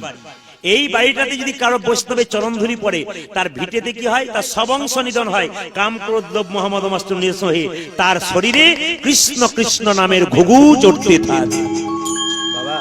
ওই জন্য যারা বৈষ্ণবকে সম্মান দেবে তারা ভগবানকে পাবে, যারা বৈষ্ণবকে সম্মান দেবে না তারা ভগবানকে পাবে না। দেখবেন কীর্তনের দল গেলে আমাদের বীরভূম, বাঁকুড়া, পুরুলিয়া, বাকি বাকি জেলাতে আমরা যাই, বাড়ির ভেতরে জায়গা হয়, কি বলে জানেন? মহাপ্রভুর খোল আমার বাড়িতে ঢুকবে, আমার কি ভাগ্য ভালো। আর আমাদের বীরভূম, বাঁকুড়া, পুরুলিয়াতে যদি বলা হয় দাদা আপনার বাড়িতে কীর্তনের দল থাকবে, আমার যা কুটুম্ব এসেছে ওদেরই জায়গা নাই, তারপর খোল রাখবো কোথায়? হাজার হাজার বটের ফল বট গাছের নিচে হয়, একটাও নিচে পড়ে চারা গাছ হয় না যতক্ষণ না পাখিতে খেয়ে স্টোমাকে গিয়ে ছাতের কার্নিশে পায়খানা করে, ততক্ষণ চারা গাছ হয় না। হাজার হাজার লোকের মুখে কৃষ্ণ নাম শুনলে হবে না, যতক্ষণ না বৈষ্ণবের মুখে মধুমাখা নাম শুনবেন ততক্ষণ আপনার শরীরে কৃষ্ণ প্রেমের বীজ রোপণ হবে। পায়খানা ঘরটা যতই মোজাইক করুন, ওখানে পায়খানা ছাড়া যেমন শোয়ার বিছানা তৈরি হবে না, গাড়ি বাড়ি যতই মোজাইক করুন ওখানে ইন্দ্রিয় সেবা হবে, কিন্তু গোবিন্দের সেবা কোনোদিনও হবে। ওই জন্য বাবা আপনার বাড়িটাকে মন্দির করুন, আপনি ভক্তিমতী হন, দেখুন আপনার কাছে কত ভক্ত আসবে।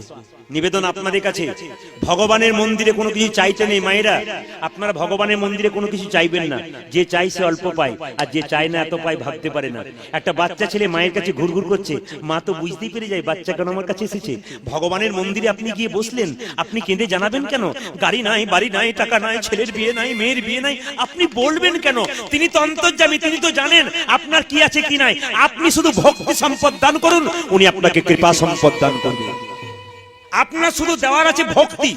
এই যে আপনারা আজকে ভক্তি ভরে বসে আছেন, না না আমার সবচাইতে ধন্যবাদ পেছনে যারা আছে, কেন বলুন তো? ওরা আমাকে দেখতে পাচ্ছে না, কিন্তু কঠোর ভাবে বসে আছে, সাধনার মতো বসে আছে। এইটাই দরকার। এই জিনিসটা থাকলে আপনি সিদ্ধ হয়ে যাবেন। আর যে একবার হরিনামে সিদ্ধ হয়ে যায়, তার দ্বিতীয় জন্ম হয় না, গোবিন্দ চরণ প্রাপ্ত হয়। যে ধানকে সিদ্ধ করা হয় তার যেমন মাটি ছড়ালে আর গাছ হয় না, যে দেহ হরিনামে সিদ্ধ হয় তার দ্বিতীয় জন্ম হয় না, তার গোবিন্দের চরণ প্রাপ্তি হয়ে যায়। ভগবান শ্রীকৃষ্ণের মাথায় ময়ূর পুচ্ছ ছিল। এই ময়ূরটা তেতা যুগে ছিল কে? আসতে রামচন্দ্র 14 বছর জন্য বনবাসে গেল, তখন দেখবেন সীতাকে যখন রাবণ হরণ করলো, জোরে বলবেন, আমার উত্তর দেবেন। একটা পাখি বাধা দিয়েছিল মায়েরা, পাখিটার নাম কি? খুশি, খুব খুশি। আপনারা তো দেখছি আগে থেকেই জানেন। জটায়ু, জটায়ুর ডানা কে কেটেছিল? রাবণ। যখন কেটেছিল, রামচন্দ্র সীতা সীতা বলে ছুটে যাচ্ছে, জটায়ু ছটফট ছটফট করছে। জিজ্ঞাসা করলো, জটায়ু তোর অবস্থা কি করেছিলি? রাবণ আমার ডানা কেটে দিয়েছি, তুই তো আর বাঁচবি না। আমি বাঁচবো না, ঠিক কথা, আমি মরবো। কি চাস জটায়ু? বাবা আপনাদের কাছে নিবেদন রইল, ভগবানের মন্দিরে গিয়ে এই প্রার্থনা করবেন, হে প্রভু, যেন জন্মে জন্মে তোমার সঙ্গ লাভ করতে। এই বাচ্চাটার দিকে তাকান তো, না তাকিয়ে দেখুন, তাকিয়ে দেখুন, এর মায়ের গর্ভ ভালো। কেন বলুন তো? যখন আমি বললাম ভগবানের কাছে প্রার্থনা করবে যেন আমার পরের জন্মে আবার মানুষ করে জন্মে তোমার ভক্তি থাকে, ছোট ছেলে তখন নিজে, কাউকে বলতে হয় না, এগুলো কাউকে শেখাতে হয় না, ও নিজেই হাতটা তুলে দিয়েছে। কেন বলুন তো? ভেতরে কৃষ্ণ প্রেম জাগলে এটাই হয়। এই জন্য আপনাদেরকে এরকম বাচ্চা তৈরি করতে হবে যেন কৃষ্ণ ভক্ত হতে পারে। জটায়ুকে বারবার বললো, জটায়ু তুই কি চাস? প্রভু, আমি যেন জন্মে জন্মে তোমার সঙ্গ লাভ করতে পারি। জটায়ু বলে উঠলো, আমি সঙ্গ লাভ করতে চাই। ভগবান বলল, জটায়ু এই যুগে তো হবে না, আগামী দাপর আমি কৃষ্ণ হব, তুই ময়ূর পাখি হবি, তোর পুচ্ছটা আমি মাথায় নেব।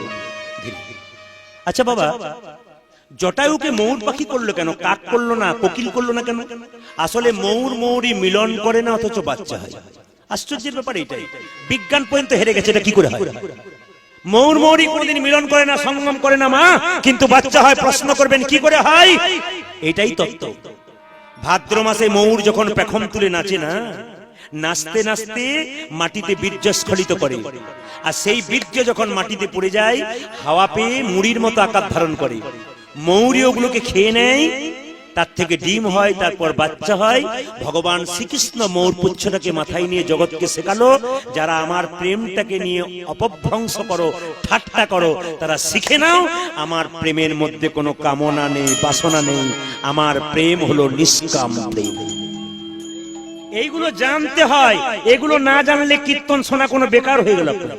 এই জায়গাগুলো ধরতে হবে। আমার দিকে তাকাবেন, ভগবান শ্রীকৃষ্ণের মায়েরা বলুন, ময়ূর পুচ্ছটা বাম দিকে থাকে না ডান দিকে থাকে? দু একজন বলছে দেখি ভালো করে কোন দিকে থাকে। কোন দিকে থাকে? ডান দিকে নাকি? বাম দিকে থাকে। আচ্ছা বাবা, ময়ূর পুচ্ছটা ডান দিকে রইলো না, বাম দিকে রইলো, সোজা রইলো না কেন? এটাই কারণ, জানতে হবে। কৃষ্ণের ময়ূর পুচ্ছ বাম দিকে রইলো, সোজা রইলো না, ডান দিকে রইলো না, কারণটা কি? কারণ আছে। ময়ূর পুচ্ছ, একটা বাড়িতে অনেকগুলো মেয়ে থাকলে ঝগড়া হয় না? কি নিয়ে ঝগড়া হয়? ও খালি বসে বসে টিভি দেখবে আর আমি কর্ম করে করে মরবো, রাজরানী হয়ে। আপনাদের দিকে হয় না, আমাদের দিকে হয়, বলে সব জায়গাতে হয়। ভগবানের শরীরে যারা আছে তাদের মধ্যে ঝগড়া হচ্ছে। ময়ূর পুচ্ছ পায়ের নুপুরকে বলছে, এই নুপুর তুই হলি ছোট লোক, আমি হলাম বড় লোক, আমি গোবিন্দের মাথায় থাকি, তুই গোবিন্দের পায়ে থাকিস, তুই ছোট লোক, আমি বড় লোক। আমার আর আপনার মধ্যে ঝগড়া হলে মাঝে একজন বিচার করবে, তার নাম কি? মাধ্যম। যে বিচার করবে না সে মধ্যস্থ থাকবে, একজন মাঝেরা কোই বিচার করুক। ভগবান শ্রীকৃষ্ণের ময়ূর পুচ্ছ আর নুপুরের মাঝে কে থাকে বাবা? বাঁশিকে কেঁদে কেঁদে নুপুর বলল, বাঁশি তুই বলে দে, আমার জায়গা ওপরে না নুপুরের জায়গা ওপরে? বাঁশি তখন কেঁদে কেঁদে বলল, ময়ূর পুচ্ছরে, এই জগতে যত সাধু গুরু বৈষ্ণবী আছে তারা তো কোনোদিন গোবিন্দের মাথায় থাকতে চাই। মায়েরা গোবিন্দের বদনটা ভালোবাসেন না চরণটা ভালোবাসেন? কেন বদন কালো বলে পছন্দ হয় না? না না, কি তত্ত্ব? চরণ না ধরলে বদন পর্যন্ত পৌঁছাবেন কি করে? আরে বাবা, একতলাতে না চাপলে চারতলায় উঠবেন কি করে? বলছে তত্ত্ব বলছে, যদি হও নিচু তবে পাবে কিছু। বনের মধ্যে বড় বড় গাছগুলো তারা কি করে বাবা?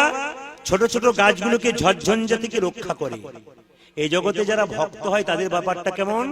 যে গাছে ফল ধরে সেই গাছটা নিচের দিকে যায়, আর যে গাছে ফল ধরে না সে উঁচু দিকেই যায়। যারা ভক্তির ফল নিয়ে বাস করছেন বাবা, তাদের ভাবটা তো এরকমই হয়ে থাকে। যদি হও নিচু তবে পাবে কিছু। কেঁদে কেঁদে বাঁশি বলল, রে ময়ূর পুচ্ছ, এ জগতে যত সাধুগুরু বৈষ্ণব আছে তারা তো কোনদিন গোবিন্দের মাথায় থাকতে চাই না। যত সাধুগুরু বৈষ্ণব আছে গোবিন্দের চরণে থাকতে চাই। ওরে নপুরি রে, তুই যদি জায়গা পেয়েছিস, তুই শ্রেষ্ঠ জায়গা পেয়েছিস। নূপুরকে তখন ময়ূর পুচ্ছ কেঁদে কেঁদে বলছে, নূপুর রে, এতদিন আমার অহংকার ছিল গোবিন্দের মাথায় ছিলাম, তুই তো প্রতিদিন গোবিন্দের চরণের ধুলি মাখিস। গোবিন্দের চরণের ধুলি পাওয়া তো ভাগ্যের ব্যাপার। কত কত জন্ম সাধনা করি তারপর গোবিন্দের চরণ পাওয়া যায়। ওরে নূপুর, আমি বাম দিকে হেলে থাকবো, গোবিন্দ যখন গোচারণ থেকে আসবে আমি বাম দিকে হেলে থাকবো। তুই কি করবি জানিস? বলে দিবি দিবি ধোলা উড়াই দি।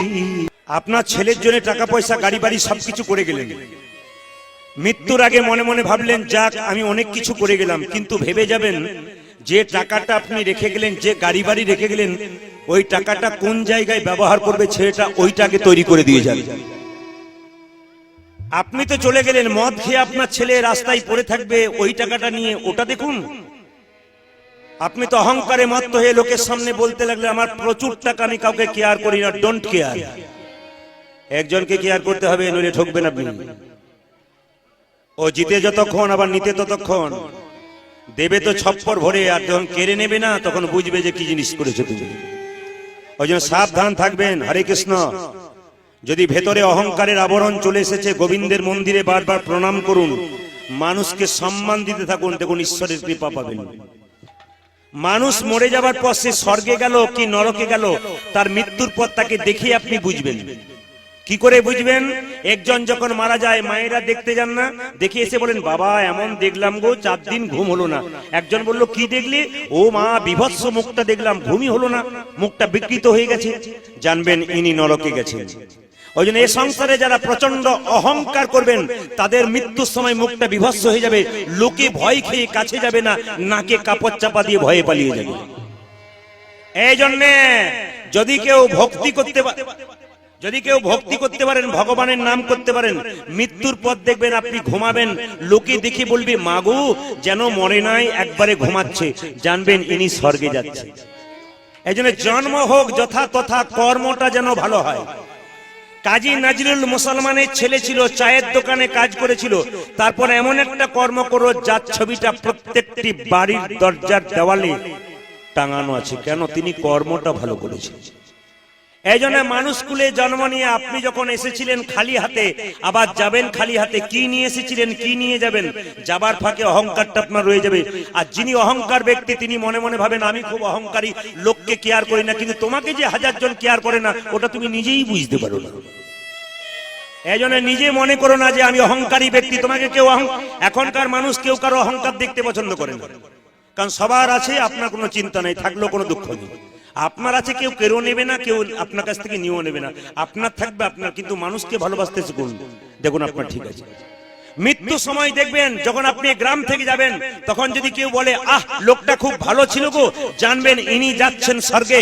আর আপনার মৃত্যুর পর যদি বলে ওই লোকটা খুব অহংকারী ছিল, লোককে কি আর গেছে, ভালো হয়েছে, সংসারটা ভালো হলো, সমাজটা ভালো হলো, জানবেন ইনি যাচ্ছেন নরকে।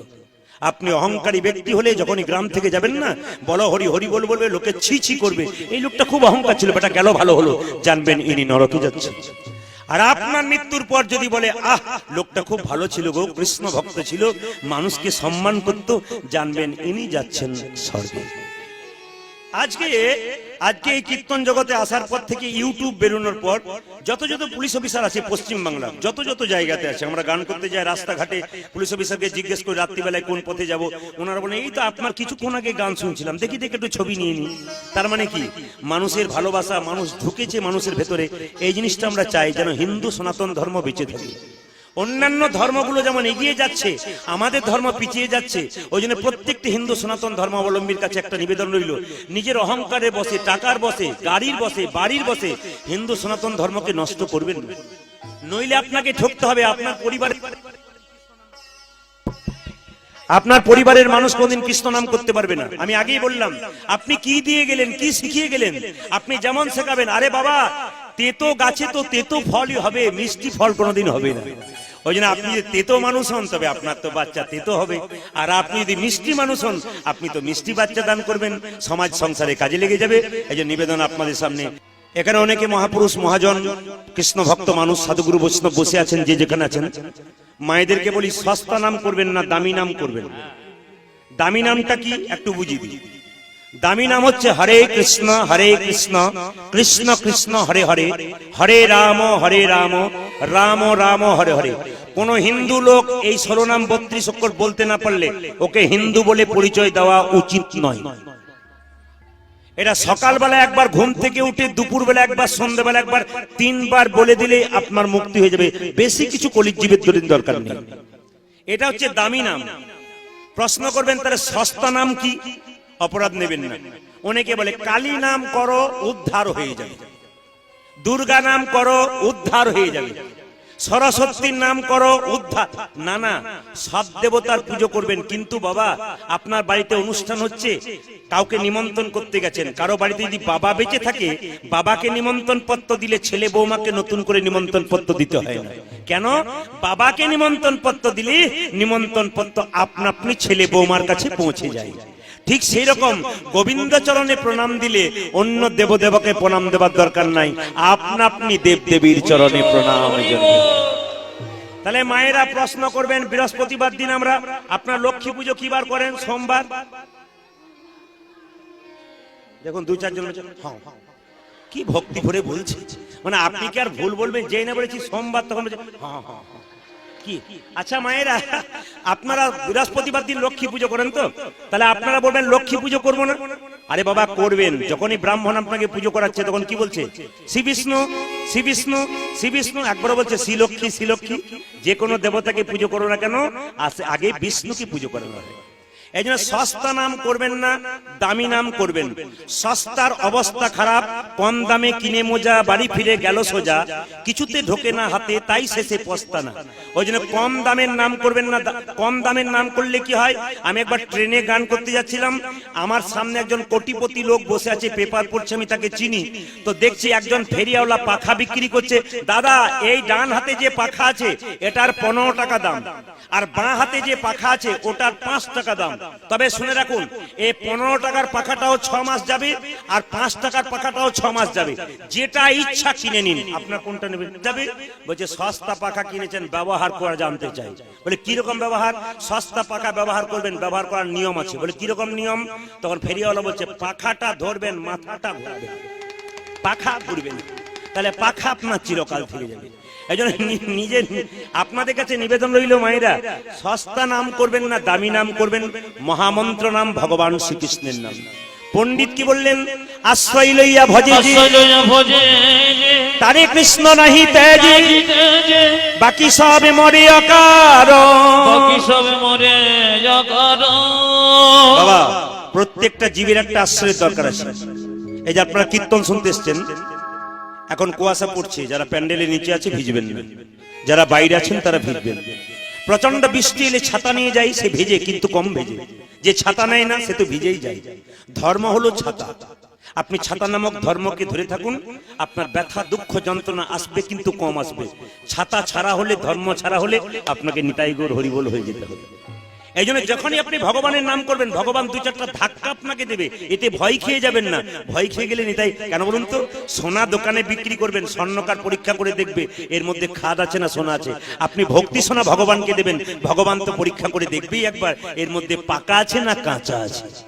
এই জন্য মায়েদেরকে বলে রাখি, আপনার মন দিয়ে শুনবেন, আপনাদের বাড়িতে কলাই ভাঙার জাঁতা আছে? আগে ছিল। আচ্ছা, কলাই ভাঙার জাঁতাতে কটা ফুটো আছে? 6টা। অনেকে বলছে ভাবি তারপর ফোন নাম্বার নিয়ে বলবো। আচ্ছা, কলাই ভাঙা জাতাতে 2টো ফুটো আছে, দাদা ভাইরা জানেন। মাঝে একটা, পাশে একটা। মাঝের ছিদ্রতে কি বলা হয়? কলাইয়ের দানা। পাশের ছিদ্র থেকে বন বন বন বন করে ঘুরিয়ে দিয়ে যখন জাঁতা তুলবেন তখন দেখবেন কিছু কিছু কলাইয়ের দানা ভেঙে গুড়ি গুড়ি হয়ে গেছে, আর কিছু কিছু কলাইয়ের দানা দেখবেন অর্ধেকটা ভেঙেছে অর্ধেকটা ভাঙেনি। মায়েরা কিছু কিছু কলাইয়ের দানা গোটাকে গোটা রয়েছে। আচ্ছা বলুন তো কোন কলাইয়ের দানাগুলো গোটাকে গোটা রয়ে যায়? জাঁতার মাঝে যে গঞ্জ আর গঞ্জের চারিপাশে যে কলাইয়ের দানা, তারা কিন্তু গোটাকে গোটা রয়ে যায়। তত্ত্ব কি দাঁড়ালো? সংসার একটি জাঁতা, আমরা মানুষগুলো হলাম সব কলাইয়ের দানা। এই সংসার জাঁতাটা ঘুরছে, যে সমস্ত ভক্ত কলাইয়ের দানা সংসার জাঁতার মাঝে গঞ্জ নামক গুরুকে আশ্রয় করেছে আর গোবিন্দ ভজনা করছে, একমাত্র তারাই কিন্তু ওই জন্য আপনাদেরকে জিজ্ঞেস করবো না, আমি জানি আপনারা ভক্ত মানুষ, কে কে গুরু মন্ত্র নিয়েছেন একটু হাত তুলুন তো। গুরু মন্ত্র কে কে নিয়েছেন? ও, আপনারা সবাই নিয়ে নিয়েছেন, বেশ বেশ। যারা গুরু মন্ত্র নিয়েছেন তারা ভালো করেছেন, যারা নেন নাই তারা নিয়ে নেবেন। কেন? গুরু মন্ত্র যতক্ষণ না নেবেন ততক্ষণ মন্দিরে আপনি আপেল কলা মন্দিরে নিয়ে যান, ভগবান একটাও গ্রহণ করবে না। গুরু মন্ত্র যতক্ষণ না নেবেন মা, আপনার দেহ শুদ্ধ হবে না। আপনার বাড়িতে বৈষ্ণব এসে প্রশ্ন করবে, মা 1 গ্লাস জল হবে? আপনি তখন বলবেন হ্যাঁ হবে, কিন্তু জিজ্ঞেস করবে তোমার দীক্ষা হয়েছে? আপনি যদি বলেন না হয়নি, উনি জল সেবা করবেন না। আপনার দুর্ভাগ্য, কেন? পরম বৈষ্ণব বাড়িতে এলো অথচ আপনি একটু জল সেবা করাতে পারলেন না, জীবন ধন্য হলো না। এই জন্য বলে রাখি, আপনাকে শুদ্ধ হতে হবে। তবে বিবেকানন্দ রামকৃষ্ণকে প্রশ্ন করেছিল, ঠাকুর দীক্ষা নেবো, মন্ত্র নেবো, তো গুরুর কাছে কেন নেবো? বই পড়ে মুখস্থ করে বলে দেবো। গুরু আসবে, জুতো লাগবে, জামা লাগবে, টাকা লাগবে, দরকার নাই। বই পড়ে মুখস্থ করব, বলে দেবো, আমি মুক্তি পেয়ে যাব। ঠাকুর বলল, হ্যাঁ রে, মন্ত্রটা যদি বই থেকে মুখস্থ করে বলিস না, তাতেও তুই তরে যাবি, তবে দেরি হবে। আর যদি গুরুর কাছে নিস তবে তুই তাড়াতাড়ি চলে যেতে পারবি। বলে কি রকম? গঙ্গার ঘাটে বসে আছে দক্ষিণেশ্বরে কি, একদিকে বিবেকানন্দ আর একদিকে রামকৃষ্ণ পরমহংসদেব। বিবেকানন্দকে জিজ্ঞাসা করছে, তুই যে বললি যে মন্ত্র মুখস্থ করে বলা যায়, গুরুর কাছে না নিলে হয়, তবে শোন, ওই যে দেখতে পাচ্ছিস নদী, নৌকা, নদী যাচ্ছে, সুন্দর বইছে গঙ্গা নদী। আচ্ছা একটা জিনিস আসছে দেখতে পাচ্ছিস? বলছে হ্যাঁ নৌকা আসছে। কি নৌকা? ডিঙ্গি নৌকা। ওটা এখান থেকে চন্দননগর যেতে কত লাগবে? ঠাকুর বলছে বিবেকানন্দকে, বলছে 6 ঘন্টা লাগবে। তার পেছনে একটা কি আসছে দেখতো? বলছে স্টিমার আসছে। ওটার কতক্ষণ সময় লাগবে? বলছে ওটার মোটামুটি 8 ঘন্টা সময় লাগবে। আচ্ছা, যদি ডিঙ্গিটাকে স্টিমারের সঙ্গে বেঁধে দেওয়া হয়, তাহলে ডিঙ্গিটা স্টিমারের গতিতে নিতাই গৌর হরি বল বলে চলে যাবে। এখানে গুরু কেমন? গুরু হলো স্টিমারের মতো, আর ডিঙ্গি কারা? আমরা। যদি গুরুর চরণ ধরতে পারি তবে নিতাই গৌর হরি বল বলে আমরা ঠিক জায়গায় পৌঁছে যেতে পারি। তবে রামকৃষ্ণ পরমহংসদেবের কথা, গুরু করবে করবে, যাকে তাকে করোনা বেছে বেছে করবে। এই জগতে 3 রকমের গুরু আছে, একটা কাঁচা, 2 রকমের গুরু আছে, একটা কাঁচা একটা পাকা। কাঁচা গুরুকে মন্ত্র দেবার আগে চুক্তি করে যে আমার কাছে মন্ত্র নিবি, 500 টাকা 1 বস্তা চাল, 2 সোনার জিনিস দিবি। টাকা পয়সা চাল ডাল নিল, ওই যে আপনার বাড়ি থেকে চলে গেল আর এলো না বাড়ির দিকে, ইনি কাঁচা গুরু। প্রশ্ন করবেন পাকা গুরুকে, পাকা গুরু সে মন্ত্র দেবার আগে চুক্তি করে না যে ঠাকুর আমি মন্ত্র নেব, নে। দক্ষিণা কি লাগবে? কিচ্ছু না। কিছু লাগবে না, না কিছু তো দিতে হয়, দিবি তবে দিবি। আমি তোর বাবা, তুই আমার ছেলে, তোর তো সবকিছু আমার। দিবি যদি তবে তোর ভক্তিটুকু আমার চরণ তলে দিবি। যিনি আপনার ভক্তিটুকু চরণ তলে নিয়ে প্রতি বছর আপনার বাড়িতে এসে আপনাকে পরীক্ষা করে দেখবে আমি যে মন্ত্রটা দিয়েছি ঠিক ঠিক ভজনা করছি কিনা, এরাই হচ্ছে পাকা। কিছু মনে করবেন না বাবা, আমাদের সবচাইতে লজ্জার ব্যাপার কি জানেন? আমাদের ইয়ং ছেলেরা কীর্তন শোনে, কীর্তন ভক্ত আছে, কিছু কিছু ছেলে আছে কীর্তনের তালিও দেয় না, কিছু দেয় না, কিন্তু দেখবেন মা দুর্গা বিসর্জন যখন হয় তখন তো চোখের জল ফেলার কথা। এত জোরে ডিজে বাজায় যে মা কৈলাস পর্বতে বাবাকে গিয়ে বলে আগামী বছর আর যাবার চান্স নাই। যা বাজাচ্ছে ওদের তো হার্টের দোষ হচ্ছেই, খালি দেবী সেটিকে দেখাচ্ছে গিয়ে, আর তারপর আবার আমারও অবস্থা খারাপ হবে। ওইখানে নাচতে পারছে, লজ্জা আমাদের এই জায়গাতে হরিনামে একটু নাচতে পারছে। যে বল রাধা রানী কি, শ্যাম সুন্দর কি, মদন মোহন কি। মহাপ্রভুর একটা বাণী আমরা শুনবো কি, দশে পাঁচে সবে মিলে দাঁড়েতে বসিয়া কীর্তন করহ সবে হাতে তালি দিয়ে। এটা মহাপ্রভুর কথা, কিন্তু এ কথা আপনারা সবাই মানবেন। সবাইকে বলে রাখি মায়েরা, এইদিকে সকালবেলায় ঘুম থেকে উঠে বাচ্চাকে একটু কীর্তন করানো শেখানো। আস্তে আস্তে মায়ের কোলটা হচ্ছে হাজার স্কুলের সমান। এপিজে আব্দুল কালাম বললেন মায়ের কোলটা হাজার স্কুলের সমান। আমাদের ভাষা মাতৃভাষা না পিতৃভাষা? জোরে বলুন ও মায়েরা, কার ভাষা? কেন বলুন তো? বাবা তো জন্ম দিয়ে খালাস, মা দেখবেন কোলে করে নিয়ে খোকা আমার, ধন আমার, সোনা আমার বলে কিনা। ভাষাটা কার শেখে? মায়েরই শেখে। ওই জন্য মাতৃভাষা আপনার মায়ের শেখানোর দায়িত্ব প্রত্যেকটি মায়ের। ওই জন্য বলে দিই, বাঘিনী যখন সাঁতার শেখায় বাচ্চাদেরকে, আগে দেখবেন বাঘিনী জলে নেমে যায়, তারপর বাচ্চা নামে। মায়েরা, ধর্মের পথে ছেলেকে নামাতে গেলে আপনার দায়িত্ব প্রথম থাকবে। আপনি নামবেন, ছোট থেকে আপনার বাচ্চা নামবে। আপনি নামবেন না, আপনার বাচ্চা নামবে না। আপনি প্রণাম করবেন না, বাচ্চাও প্রণাম করবে না। আপনি ভক্তি করবেন না, বাচ্চাও ভক্তি করবেন না। আপনি যেমন হবেন আপনার বাচ্চা তেমন হবে। মাটি যদি হয় খাঁটি, তবে সোনার ফসল ফলে। মা যদি ভালো হয়, সন্তান ভালো হবে। বাবার কাছ থেকে বাচ্চা শিখে বিচার, মায়ের কাছ থেকে বাচ্চা শিখে আচার। বাবা যদি বাবা হওয়ার পর কীর্তন না শুনে, হরিবাসরে না যায়, হাত না তোলে, তার বাচ্চা যখন বড় হবে ওই হাতটা এইখানে না তুলে বাবার এইখানে তুলে দেবে। তখন বুঝতে পারবেন যে আমি হাত তোলাতে শেখাই নাই, ওই জন্য আমি কোন জায়গাতে পৌঁছে গেছি। ওই যে নিবেদন আপনাদের সামনে যেমন শেখাবেন। মহাপ্রভু বললেন সাতে পাঁচে সবে মিলে, দশে পাঁচে সবে মিলে দাঁড়িতে বসিয়া কীর্তন করহ সবে হাতে তালি দিয়া। সংসারে এত অশান্তি, এত আগুন জ্বলছে, ভাইয়ে ভাইয়ে মিল নাই, মায়ে ছেলেতে মিল নাই, ছেলেতে বাবাতে মিল নাই। যদি একমাত্র মিল থাকবে, মহাপ্রভু বললেন যদি সবাই মিলে একটু সন্ধ্যাবেলায় কীর্তন করতে পারো, বাড়িতে সারাদিন কাজ করো কিন্তু সন্ধ্যাবেলায় সবাই মিলে একটু কীর্তন করো। বাচ্চাকে কপালে কি দেবেন? হরিচন্দনের মৃত্তিকা। মায়েরা, কাল থেকে কেউ কাজলে ফোঁটা গৌর ফোঁটা দেবেন না, দেখুন বাচ্চার মঙ্গল হবে। আমি জিনিসটা জানিয়ে দিই, বাচ্চার কপালে দেবেন হরিচন্দনের মৃত্তিকা। কাকে বলে? তুলসী তলার কাঁচামাটি মায়ের স্তন দুগ্ধ একসঙ্গে মিশিয়ে ছেলের কপালে দিলে ছেলের বিপদ হয়। তুলসী তলার কাঁচামাটি আর মায়ের স্তন দুগ্ধ একসঙ্গে কপালে দিলে ছেলে কপালে দিলে ছেলে বিপদ হয়। কেন? হরিচন্দনের মৃত্তিকা। এই জন্য আপনারা হরিচন্দনের মৃত্তিকা আপনারাও নেবেন। আপনাদের বলে রাখি, স্নান করার পর তিলক করা। মায়েরা, স্নান করার পর মেয়েদের কপাল খালি রাখতে নেই। দেখবেন যে মেয়ে সতীনারী হয়, স্নান করার পর হাজার কাজ ছেড়ে প্রথমে সিঁদুরটা নেই। একটু আপনাদের বলে দিই, স্মৃতির সিঁদুর যখন কথা এলো, একটু ছোট্ট করে বলে দিই, সিঁদুর আপনারা নেবেন কোন আঙুলে নেন? সিঁদুর তো নেন, হ্যাঁ, একজন দেখিয়েছে। আরেকটা বলি, দুটো আঙুলে সিঁদুর নিতে হয়। কোন কোন আঙুলে? এই দুটো আঙুলে। না না, একসঙ্গে দুটো আঙুল নয়, এটার নাম তর্জনী, এটার নাম মধ্যমা। সিঁদুর যখন নেবেন মায়েরা তাকান, তখন এই আঙুলে নেবেন, তো এটার নাম হচ্ছে তর্জনী। এই আঙুলে নিলে কি হয়? স্বামী স্ত্রীর প্রেম পাকা থাকে, ঝগড়া হয়।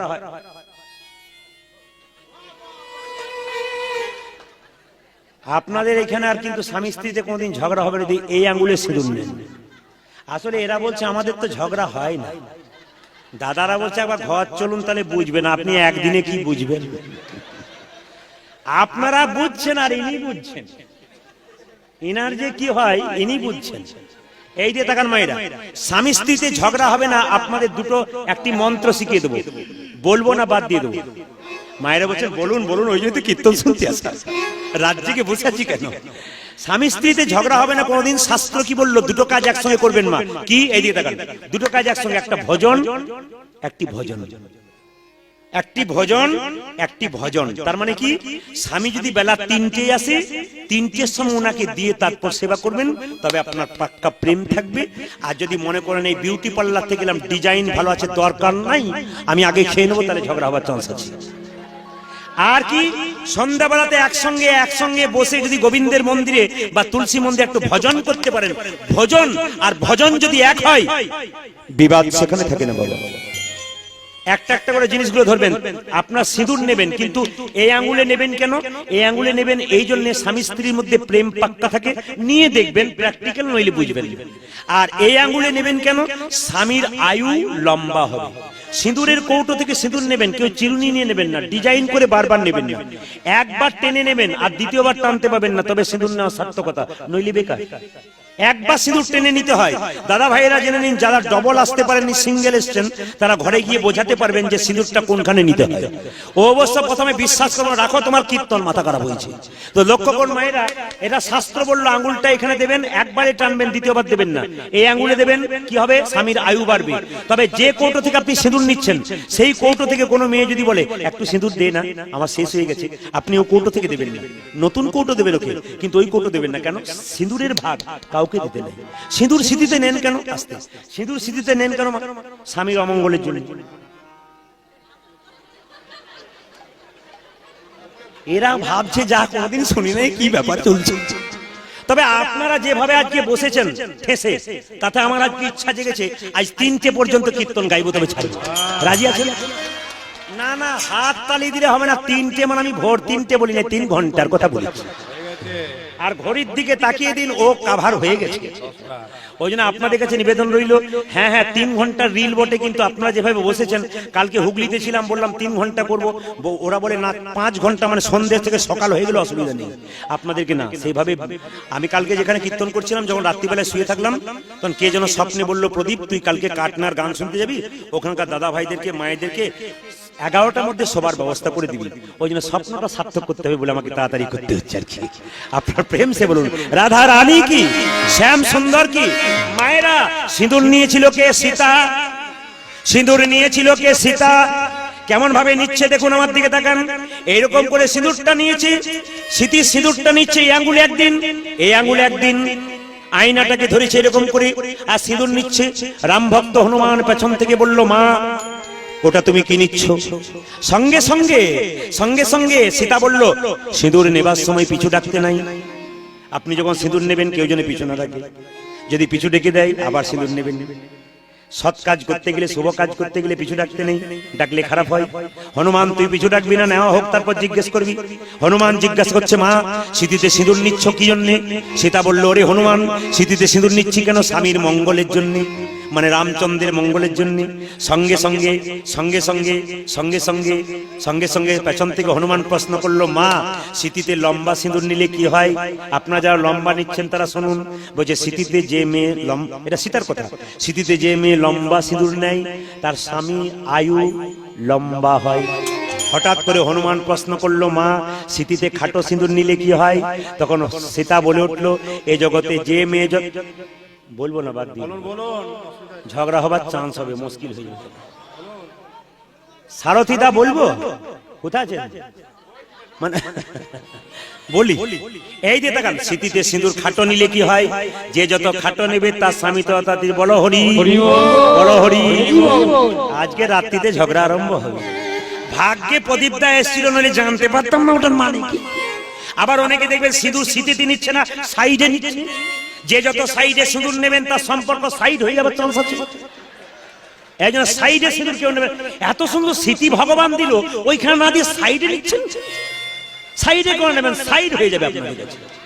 ওই জন্য আপনাদেরকে বলি বাবা, এইদিকে তাকাবেন, সিঁদুর সাইডে নেবেন না স্মৃতিতে নেবেন। হনুমান যখন দেখলো স্মৃতিতে সিঁদুর নিলে, এইদিকে তাকান মায়েরা, স্মৃতিতে সিঁদুরটা খাটো করবেন কখন থেকে শুনে নিন। ছেলে মেয়ের যখন বিয়ে হয়, ব্রাহ্মণ যারা আছেন তারা এখানে জানেন, প্রণম্য তাদের চরণে আমার কোটি কোটি প্রণাম। যারা ব্রাহ্মণ আছেন এখানে, যারা শিক্ষা দিচ্ছেন, সমাজকে ভালো ভালো কথা বলছেন, মন্ত্র বলছেন, সেই ব্রাহ্মণের চরণে আমার কোটি কোটি দণ্ডবোধ প্রণাম। তারা জেনে রাখুন, যখন স্মৃতিতে সিঁদুর দেওয়া হয়, তখন দেখবে একটা মন্ত্র পড়া হয়, সংস্কৃত মন্ত্র। ওটার বাংলা মানে কি? আজ থেকে তোমার সব চাওয়া পাওয়া পূর্ণ করে দিলাম, মানে যা চাইবে তাই দেব। আজকে কীর্তন শুনে রাত্রিবেলায় গিয়ে বলবেন, দিয়ে দাও। বলে কি দাও? বলে বালা দাও, মালা দাও। বলে 2 মাস পরে দেবো। বলে ঠিক আছে, সময় দিলাম। 3 মাস হয়ে গেল, দিল না। সিঁদুর খাটো করতে শুরু করে দিল না। এটাতে গেল বাইরের কথা। আসল তত্ত্ব কি? যখন হনুমান দেখলো স্মৃতিতে সিঁদুর নিলে প্রভুর একটু মঙ্গল হয়, হনুমান সিঁদুরের কৌটোটা নিয়ে গিয়ে 50 হাত দূরে গোটা শরীরে সিঁদুরটা মেখে নিল। সীতা বলছে, হনু, ওই জন্য লোকে তোকে পাগল বলে, এই জন্য বোকা বলে। আমি স্মৃতিতে সিঁদুর নিচ্ছি প্রভুর একটু মঙ্গলের জন্য, আর তুই গোটা সিঁদুরটা শরীরে ছড়িয়ে নিলি। হনুমান বলল, মাগো স্মৃতিতে একটু সিঁদুর নিলে যদি প্রভুর একটু মঙ্গল হয়, তবে গোটা শরীরে সিঁদুরটা ছড়িয়ে নিলে প্রভুর আমার কত না মঙ্গল হবে। আপনারা কে কে হনুমান হতে চান? হাত তুলুন তো। হ্যাঁ বাহ, প্রণাম আপনার চরণে, খুব দামি। আমি প্রথম থেকে এসে বুঝেছিলাম ভক্ত এরাই হয়। দেখুন হাতটা তুললো, আপনারা কেউ তুললেন না, উনি তুললেন কেন? হনুমান মানে জানতে হবে তো, হনুমান মানে ডালে হনুমান না। হনুমানে হনন করা, মান মানে সম্মান করা। যে তার মান সম্মান অভিমান অহংকার গোবিন্দের চরণে দিতে পেরেছে, তিনিই হতে পারে একমাত্র হনুমান। মায়েরা, রামনবমীর দিনে আপনারা এক কাজ করবেন, আমি ঝাড়খণ্ডে প্রতি বছর গান করি, আপনাদের শিখিয়ে দিই। ঝাড়খণ্ডের 2 থেকে 3 হাজার মেয়েরা রামনবমীর দিনে লাল পেরে সাদা শাড়ি পরে, এক হাতে পতাকা নেয়, পতাকা লাল পতাকা হনুমানজির, আর এক হাতে সিঁদুর নেয়, হনুমানের মন্দিরে হনুমানের চরণে কপালে ঠেকিয়ে দেয়। কেন? সিঁদুর যদি হনুমানের চরণে দেওয়া যায় তাহলে কি হয় জানেন? স্মৃতির সিঁদুর অনেকদিন দীর্ঘায়ু হয়। ওই জন্য রামনবমীর দিনে মাথায় রাখবেন, আপনারা প্রদীপ পালের কথাটাকে স্মরণ করে রাখবেন। যখনই রামনবমী আসবে আপনারা নতুন এক কোটো সিঁদুর আনবেন, কিংবা এক থান সিঁদুর আনবেন। এইবার একটা পতাকা রামনবমীর দিনে হনুমানজির পতাকা আনবেন। কারণ কুরুক্ষেত্রের যুদ্ধে কৃষ্ণ যখন রথের উপর যুদ্ধ করছিল, তখন দেখবেন সেই রথের উপরে হনুমানজির পতাকা ছিল। ওই জন্য প্রত্যেকটি বাড়ির উপরে হনুমানজির, এখন আবার হনুমানজির পতাকা রাখা গন্ডগোল আছে, ওই জন্য সাবধানে রাখবেন, যেখানে যেমন পরিস্থিতি সেরকম রাখবেন। এইদিকে দেখেন তো, হনুমানজির পতাকা আস্তে আস্তে রামনবমীর দিনে হনুমানজির পতাকা ওখানে টাকাতে হয়। 21শে ভাদ্র আমার পিতৃদেব দেহ রেখেছেন, ঈশ্বরের কাছে প্রার্থনা করুন যেন আমার পিতার আত্মার শান্তি হয়। সবাই প্রেমানন্দিনী তাই বলে। আমার বাবা আমার বন্ধু ছিলেন, বন্ধু মানে কি বাবা নয়, বন্ধু ছিল। আমি বাবার একটা ছেলে, কিন্তু বাবা আমাকে প্রথম থেকে শত্রুতা করেছিল, কীর্তন শেখানো চলবে না। বাবা হসপিটালে ডাক্তার ছিলেন, তিনি বললেন কীর্তন শেখা চলবে না, ভবিষ্যৎ নেই, স্কুলের শিক্ষক হও, আমাকে দেখাতে হবে শিক্ষক হয়ে। আমি যেন ইংরেজিতে এমএ পাস করেছিলাম। পাস করার পর আমাকে অনেক বন্ধু বান্ধবরা এখন ফোন করে করে বলে, তুই করলি কি রে? আমরা তো সরকারি চাকর হলাম আর সরকারি চাকরি নিলাম, তুই করলি কি? আমি ফোন করে বলি, তো এত সরকারি চাকর হলি? আমি এমন একজনের চাকর হলাম যার জন্য এত এত সাধুগুরু বৈষ্ণবের চরণ ধরি মাথা। আজকে আপনাদের কাছে নিবেদন রইল, আমার বাবা শেষে আমাকে শিখিয়ে দিয়েছিলেন, কীর্তন করবি, প্রেম আনবি। যদি মানুষকে কাঁদাতে না পারলি তবে তোর কীর্তন হয় না, মানুষকে আনন্দ দিতে পারবি, কীর্তন হয় না। বাবা হসপিটালের শিক্ষক ছিলেন, আমাকে শিখিয়ে দিয়েছেন একটা দামি কথা, বাবা বাচ্চা ছেলে ওষুধ খেতে চায় না, তেতো ওষুধ চিনি মিশিয়ে দি। যখন তুই তত্ত্ব কথা বলবি না, একটু বাস্তবকে মেশাবি, তাহলে কি হবে জানিস? খুব সহজে মানুষ নিয়ে নেবে। কৃষ্ণ প্রণাম করলো মা যশোদাকে, আপনারা প্রণাম করেন তো? অপরাধ নেবেন না, প্রণাম ভুল হয়।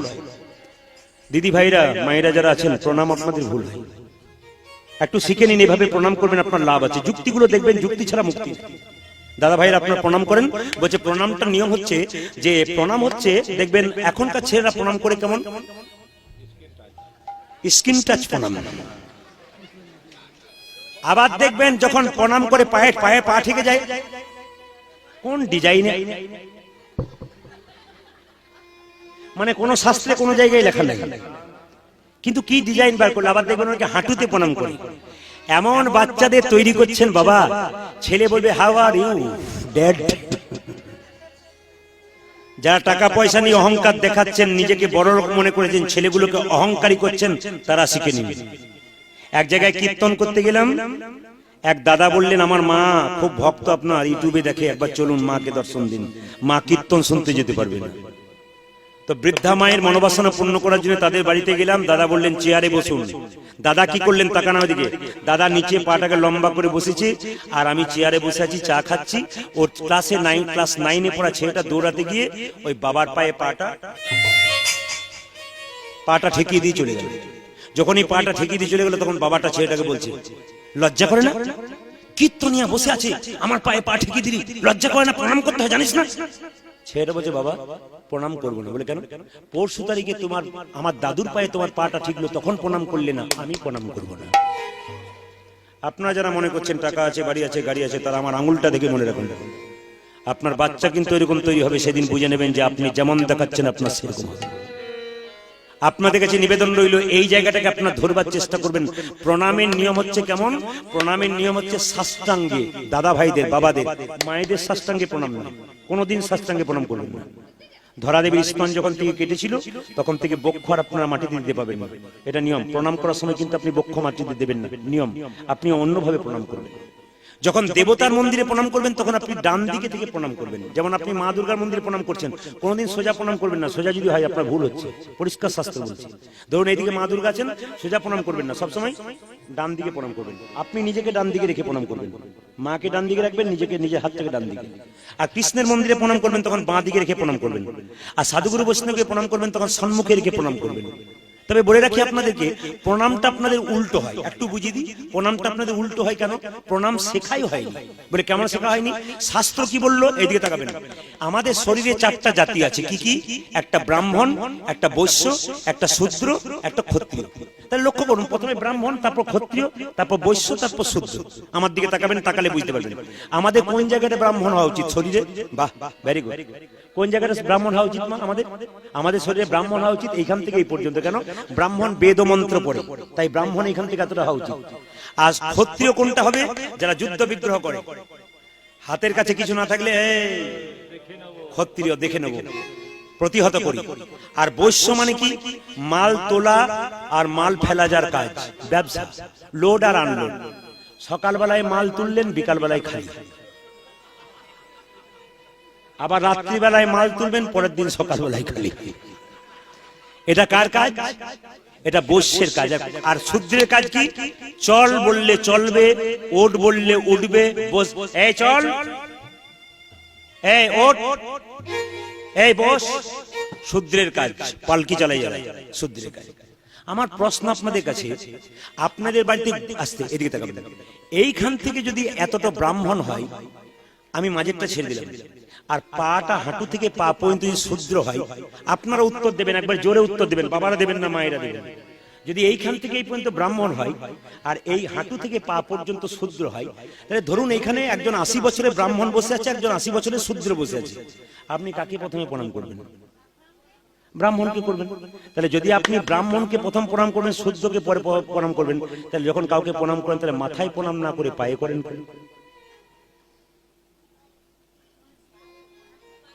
যদি ব্রাহ্মণকে আগে করবেন, তাহলে ব্রাহ্মণ তো এখান থেকেই বলতো, আমরা মাথায় প্রণাম না করে পায়ে করি না। এই জায়গাগুলো ধরতে হবে। কি প্রণাম? আপনার বাড়িতে গুরুদেব এলো, বলছে গুরুকে প্রণাম করলে মুক্তি হয়। কজনের মুক্তি হয়েছে? একজনের হয়। যদি কেউ হাত তুলে বলেন আমার মুক্তি হয়েছে, আপনি ভুল বলছেন লোকের সামনে। আপনি গুরুকে প্রণাম করেছেন, প্রণামটা আপনার হয় না। বলে কেন হয় নাই? আমি আপনাদের বুঝিয়ে দিই কেন হয় নাই। এখন দেখবেন কারেন্ট এসেছে, আগে কারেন্ট ছিল বাবা, জোরে বললে। এখানে অনেকে আছেন, কি ছিল? কেবল ছিল না, কি ছিল? আরে ব্যাটারি ছিল। তো ব্যাটারিতে যখন টিভি চলতো, খুব মন দিয়ে শুনবেন, ব্যাটারিতে টিভি চলতো, তখন দেখবেন প্লাস মানে লাল দিকটা প্লাস আর কালো দিকটা মাইনাস। প্লাসের জায়গায় প্লাস আর মাইনাসের জায়গায় মাইনাস, দুটো কামড়ি দেওয়া হতো। যদি উল্টো পাল্টা হয়, তাহলে পিকচার টিউব একবারে শেষ, ছবি বন্ধ। তাহলে বাবা, প্লাসে প্লাস, মাইনাসে মাইনাস, মানে প্লাসে ডানটা মানে লালটা আর মাইনাসে কালোটা দিতে হবে, তবে পিকচার টিউবে ছবি ভালো আসবে। এবার আপনি যখন কাউকে প্রণাম করছেন, আপনার প্রণামটা কেমন হবে? ডান হাতটা ওনার ডান পায়ে পড়বে আর বাঁ হাতটা বাঁ পায়ে পড়বে। সঠিক বিচার করে দেখুন তো, যখন প্রণাম করেন তখন আপনার কোন হাতটা কোন পায়ে পড়ে? ডান হাতটা বাঁ পায়ে পড়ে আর বাঁ হাতটা ডান পায়ে পড়ে। তাহলে প্রণাম ঠিক হলো, পিকচার টিউব ঠিক থাকবে। তাহলে আপনি প্রণাম করবেন কেমন করে? এই দিকে তাকান, দেখুন তো আপনার ডান হাতে, ওনার ডান পায়ে আপনার ডান হাত পড়ছে কিনা। কৃষ্ণ এরকম করে দাঁড়িয়ে আছে, লোকে বলছে কৃষ্ণ তুমি বাঁকা, তুমি বোকা। বলে আমি বোকা নয়, তোরা বোকা। বলে তুমি উল্টো, বলে আমি উল্টো নয়, আমি আগে থেকে উল্টে আছি, তোরা উল্টো বলি। প্রণামটা উল্টো করবি, ওই জন্য পাটা আগে থেকে বাড়িয়েই আছে, এই পায়ে করবি। তাহলে প্রণামটা কি করছে মা? ভগবান কৃষ্ণ পাটাকে উল্টে আছে কেন? প্রণামটা সোজা নেবে বলে আপনি উল্টো দেবেন ওই জন্য। এইবার প্রশ্ন হবে, প্রণামটা কেন পায়ে করবেন? যুক্তিটা দেখুন। পায়ে প্রণাম কেন করবেন? পায়েই তো সব। কেউ যদি কারোর সঙ্গে ঝগড়া হয়, বহুদিন পরে মিল হয়, হাতে ধরলে নাও হতে পারে, কিন্তু পায়ে ধরলে 7 খুন হরে কৃষ্ণ মাফ হয়ে যায়। পায়েই তো সব। ছোট যদি বড়কে বড় বলে তবে বড় হয়, বড় নিজেকে বড় বললে বড় হয় না। এমপি, এমএলএ, মিনিস্টার কখন আপনার দরজার সামনে এসে হাত জোড় করে? কিছুদিন পরে। কখন আসে? ছোট যদি বড়কে না বড় করে, তাহলে বড় বড় হয়। পায়ে কেন প্রণাম করবেন? এদিকে তাকান, শাস্ত্র কি বললো? কৃষ্ণ রসতত্ত্ব মঞ্জুরি বলে একটা বই আছে, পরিষ্কার করে লেখা আছে, বাচ্চা যখন মায়ের পেটে থাকে মা, তখন মাথাটা নিচের দিকে, পাটা উপর দিকে থাকে। জোরে বলুন, থাকে না? মাথাটা নিচের দিকে, পাটা উপর দিকে থাকে। কিন্তু 7 মাস বয়সে দেখবেন আপনারা সাত খাওয়াতে যান না। সাত খাওয়ানো মানে মায়ের জীব পরিবর্তন নয়, এটা জানতে হবে আপনাদের। আজকের বাচ্চা জন্ম নিচ্ছে দুষ্ট বাচ্চা, সুস্থ বাচ্চা হচ্ছে না। সুস্থ বাচ্চা কারা? কৃষ্ণ ভক্ত যারা। দুষ্ট বাচ্চা কারা? কৃষ্ণের বিরোধী যারা। আজকে যত সন্তান তৈরি হচ্ছে কৃষ্ণ বিরোধী হচ্ছে কেন? আপনারা পেটের মধ্যে বাচ্চা থাকাকালীন নিয়ম পালন করেন নাই, ওই জন্য দুষ্ট বাচ্চার জন্ম হচ্ছে। কেন হচ্ছে আপনাদের প্রমাণ দিয়ে দিই আপনাদেরকে। লক্ষ্য করবেন মায়েরা, মায়ের পেটে বাচ্চা থাকাকালীন 7 মাস বয়সে কি খেতে হয়? একটু নিরামিষ খেতে হয়, সাধুগুরু বৈষ্ণবের উচ্ছিষ্ট প্রসাদ খেতে হয়। কিন্তু আপনি যখন মনে মনে ভাবলেন বাবা আমার জন্য এই এনো সেই এনো, 7 মাস বয়সে সাত খাওয়াতে যাওয়া হবে, কিন্তু দেখবেন আমরা মাছ মাংস ডিম সাত খাওয়াতে গিয়ে খাওয়াই বলে বাচ্চাটা ভালো হয় না। বাচ্চা যখন জন্ম নেয় তার মুখে যখন ভাত দেন, প্রসাদ দেন না অপ্রসাদ দেন? জীবনটা শুরু কি প্রসাদ দিয়ে? আপনার জীবনটা তো প্রসাদ দিয়ে। তারপর আপনি মামার ঘরে গিয়ে বলবেন যা ওর জাত পাল্টে আয়। জাত পাল্টে মানে কি? মাছ মুখ ঝুটা করে মাছ খাইয়ে দেয়। মাও জানে না আগে কোন জাত ছিল, আর শাশুড়িও জানে না আগে কোন জাত ছিল। ওরাই যে নিজে কোন জাত সেটাই জানে না, জানবে কি? এই দিকে তাকাবেন বাবা, একটু কথা বলে মন দিয়ে শুনুন। পেটের মধ্যে বাচ্চা থাকলে 7 মাস বয়সে একটু প্রসাদ খেতে হয়, কিন্তু যত 7 মাস বয়সে পেটে বাচ্চা থাকে মেয়েদের দেখবেন ফুচকার দোকানে ফুচকা খায়, আর যে মেয়ে যত ফুচকা খায় তার তত ফুচকে ছেলের জন্ম হয়। দেখেন ফুচকা খায় যত তার তত কি হয়? ফুচকে ছেলের জন্ম হয়। একবারে যুক্তির কথাগুলো শুনবেন। এই যে দেখার মায়েরা, তাহলে মায়ের পেটে ভগবান শ্রীকৃষ্ণ 7 মাস বয়সে দেখা দেয় আমাদেরকে, প্রত্যেকটি শাস্ত্রে বলেছে, সবাইকে দেখা দিয়েছে। তাহলে এইবার বলুন তো, মাথাটা যদি নিচের দিকে থাকে, পা যদি উপর দিকে থাকে, কৃষ্ণ যদি গর্ভের মধ্যে দেখা দেয়, তাহলে কৃষ্ণ বসবে কোথায়? মাথার দিকে না পায়ের দিকে? জোরে বলুন।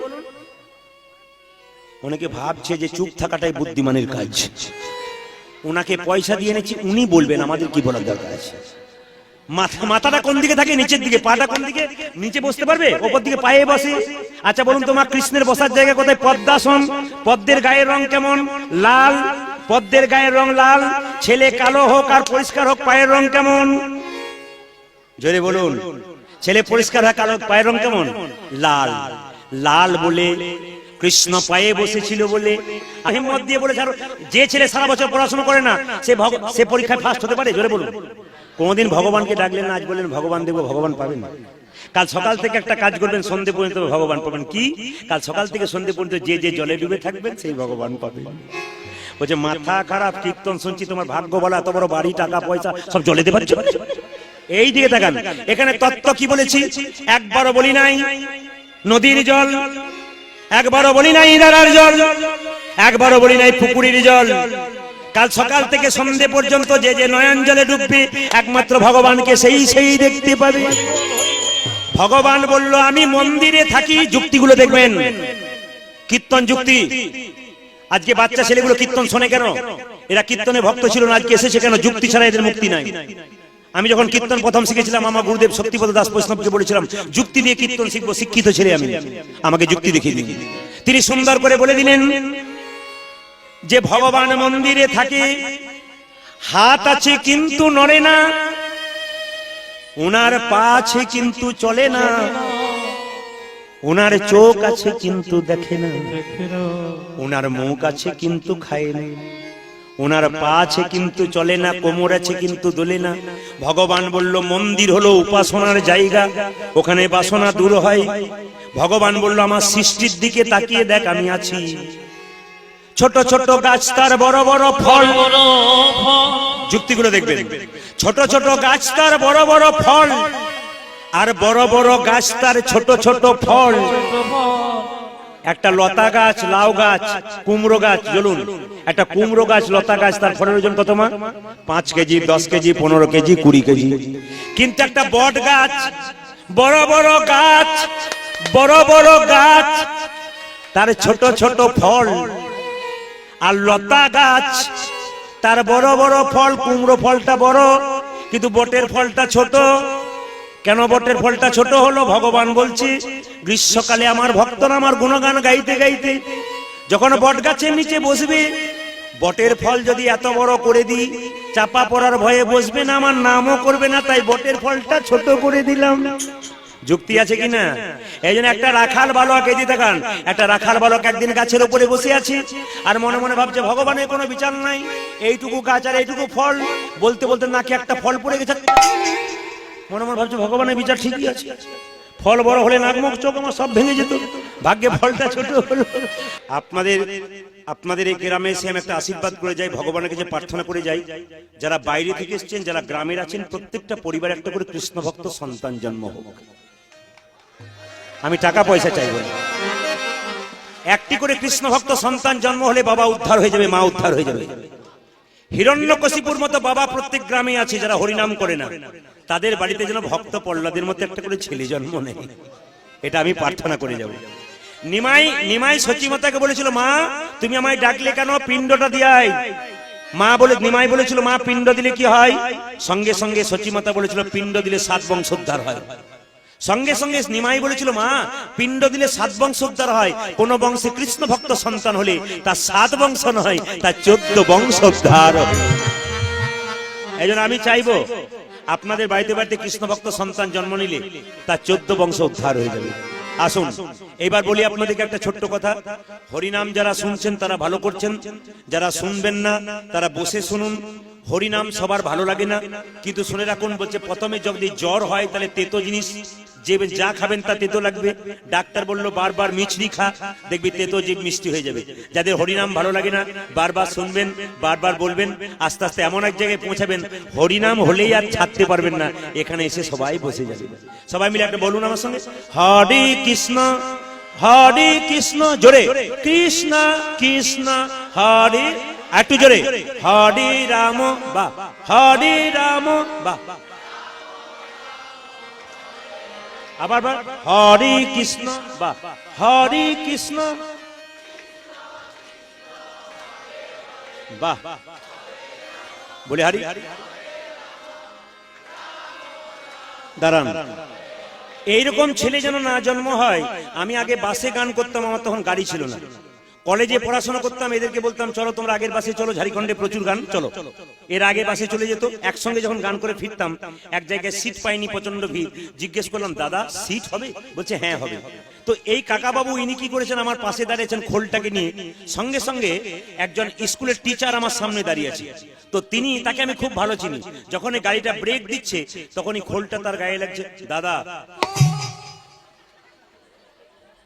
দাদা, আমার কি হলো? ঢোলটা সরাস। দাদা ওটা ঢোল নয়, ওটা খোল। সে যাই হোক, রাত জেগে গান করবেন আর ঢোলটা নিয়ে আমার গায়ে ঢেলে পড়বেন। বললাম, দাদা এই ঢোলটা না একদিন আপনার কাজে লাগবে। ও ভেবেছে আমরা বিয়েতে লাগবে। বলছে আমার বিয়ে হয়ে গেছে। এ বিয়েতে নয়, সেই বিয়েতে। কোন দিন? বলো হরি বলো হরি। বাবা একটা কথা বলে যায়, যে যেখানে বসে আছেন ঘরের দরজাতে গোপালের সংসার লিখবেন, পিতৃমাতৃ ভবন লিখবেন, সুস্বাগতম লিখবেন, ইংরেজিতে ওয়েলকাম লিখবেন, অন্য কিছু লিখবেন না। আগে ছিল কি, গোপালে, হুগলি জেলায় গান করতে যায়, কালকে যার বাড়িতে গান করছিলাম বাড়ির গান, সেখানে দরজায় লেখা আছে গোপালের সংসার। এত বড় প্রচুর টাকার মানুষ, আপনি চিন্তা করতে পারবেন না, এত টাকার মানুষ, টাকা শেষ নেই, কিন্তু দরজাতে লিখেছে গোপালের সংসার।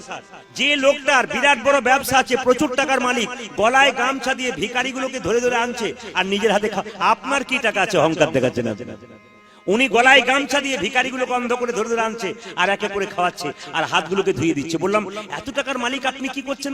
টাকা আসতেও আছে, যেতেও আছে, কখন চলে যাবে কেউ জানে না। সাধুগুরু বৈষ্ণব ভক্তের সেবা করলে এর মধ্যে যে কি আনন্দ আছে, যে করে নাই সেই পাষণ্ড কি করে জানে। এই জন্য আপনাদের কাছে নিবেদন রইল, বাবা দরজার সামনে সুস্বাগতম লিখবেন, ওয়েলকাম লিখবেন, কিন্তু লিখবেন না কুকুর হইতে সাবধান। কলকাতাতে এখানে অনেকেই যাওয়া আসা করেন, কিন্তু জেনে রাখুন, কলকাতাতে আমি ক্লাস 7-এ আমার কাকার সঙ্গে একবার গিয়েছিলাম। তো যখন বেড়াচ্ছি কলকাতার পথ দিয়ে, তখনকার কলকাতা, আমি ক্লাস 7-এ পড়ি, দেখতে পাচ্ছি দরজার সামনে লেখা আছে সাবধান, ভেতরে কুকুর। আমার কাকা, ভেতরে যারা আছে তারা সবাই কুকুর? বলছে চুপ কর চুপ কর চুপ কর, একটি কুকুর, বাকি সব মানুষ। তা লিখতে পারতো যে একটি কুকুর। ওদের বাড়িতে বৈষ্ণব ঢুকতে পারবে না কেন বলুন তো? কুকুরের ভয়ে ঢুকবে না, ভাববে সব কুকুর আছে। না না, আপনি কুকুরকে ভালোবাসুন, কিন্তু মাথায় রাখবেন সকালবেলায় ঘুম থেকে উঠে বাবা মা এক কাপ চা পেলো কিনা ওটা খবর রাখবেন, তারপর কুকুরকে ভালোবাসবেন। সকালবেলায় ঘুম থেকে উঠে মন্দিরে প্রণাম করেছেন কিনা, তারপর কুকুরকে ভালোবাসবেন। জীবে প্রেম করে যে জন, সেই জন সেবিছে ঈশ্বর।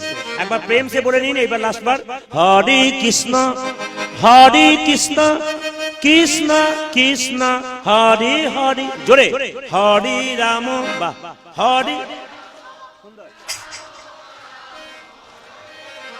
একটু জোরে কৃষ্ণ হরে কৃষ্ণ কৃষ্ণ কৃষ্ণ হরে হরি।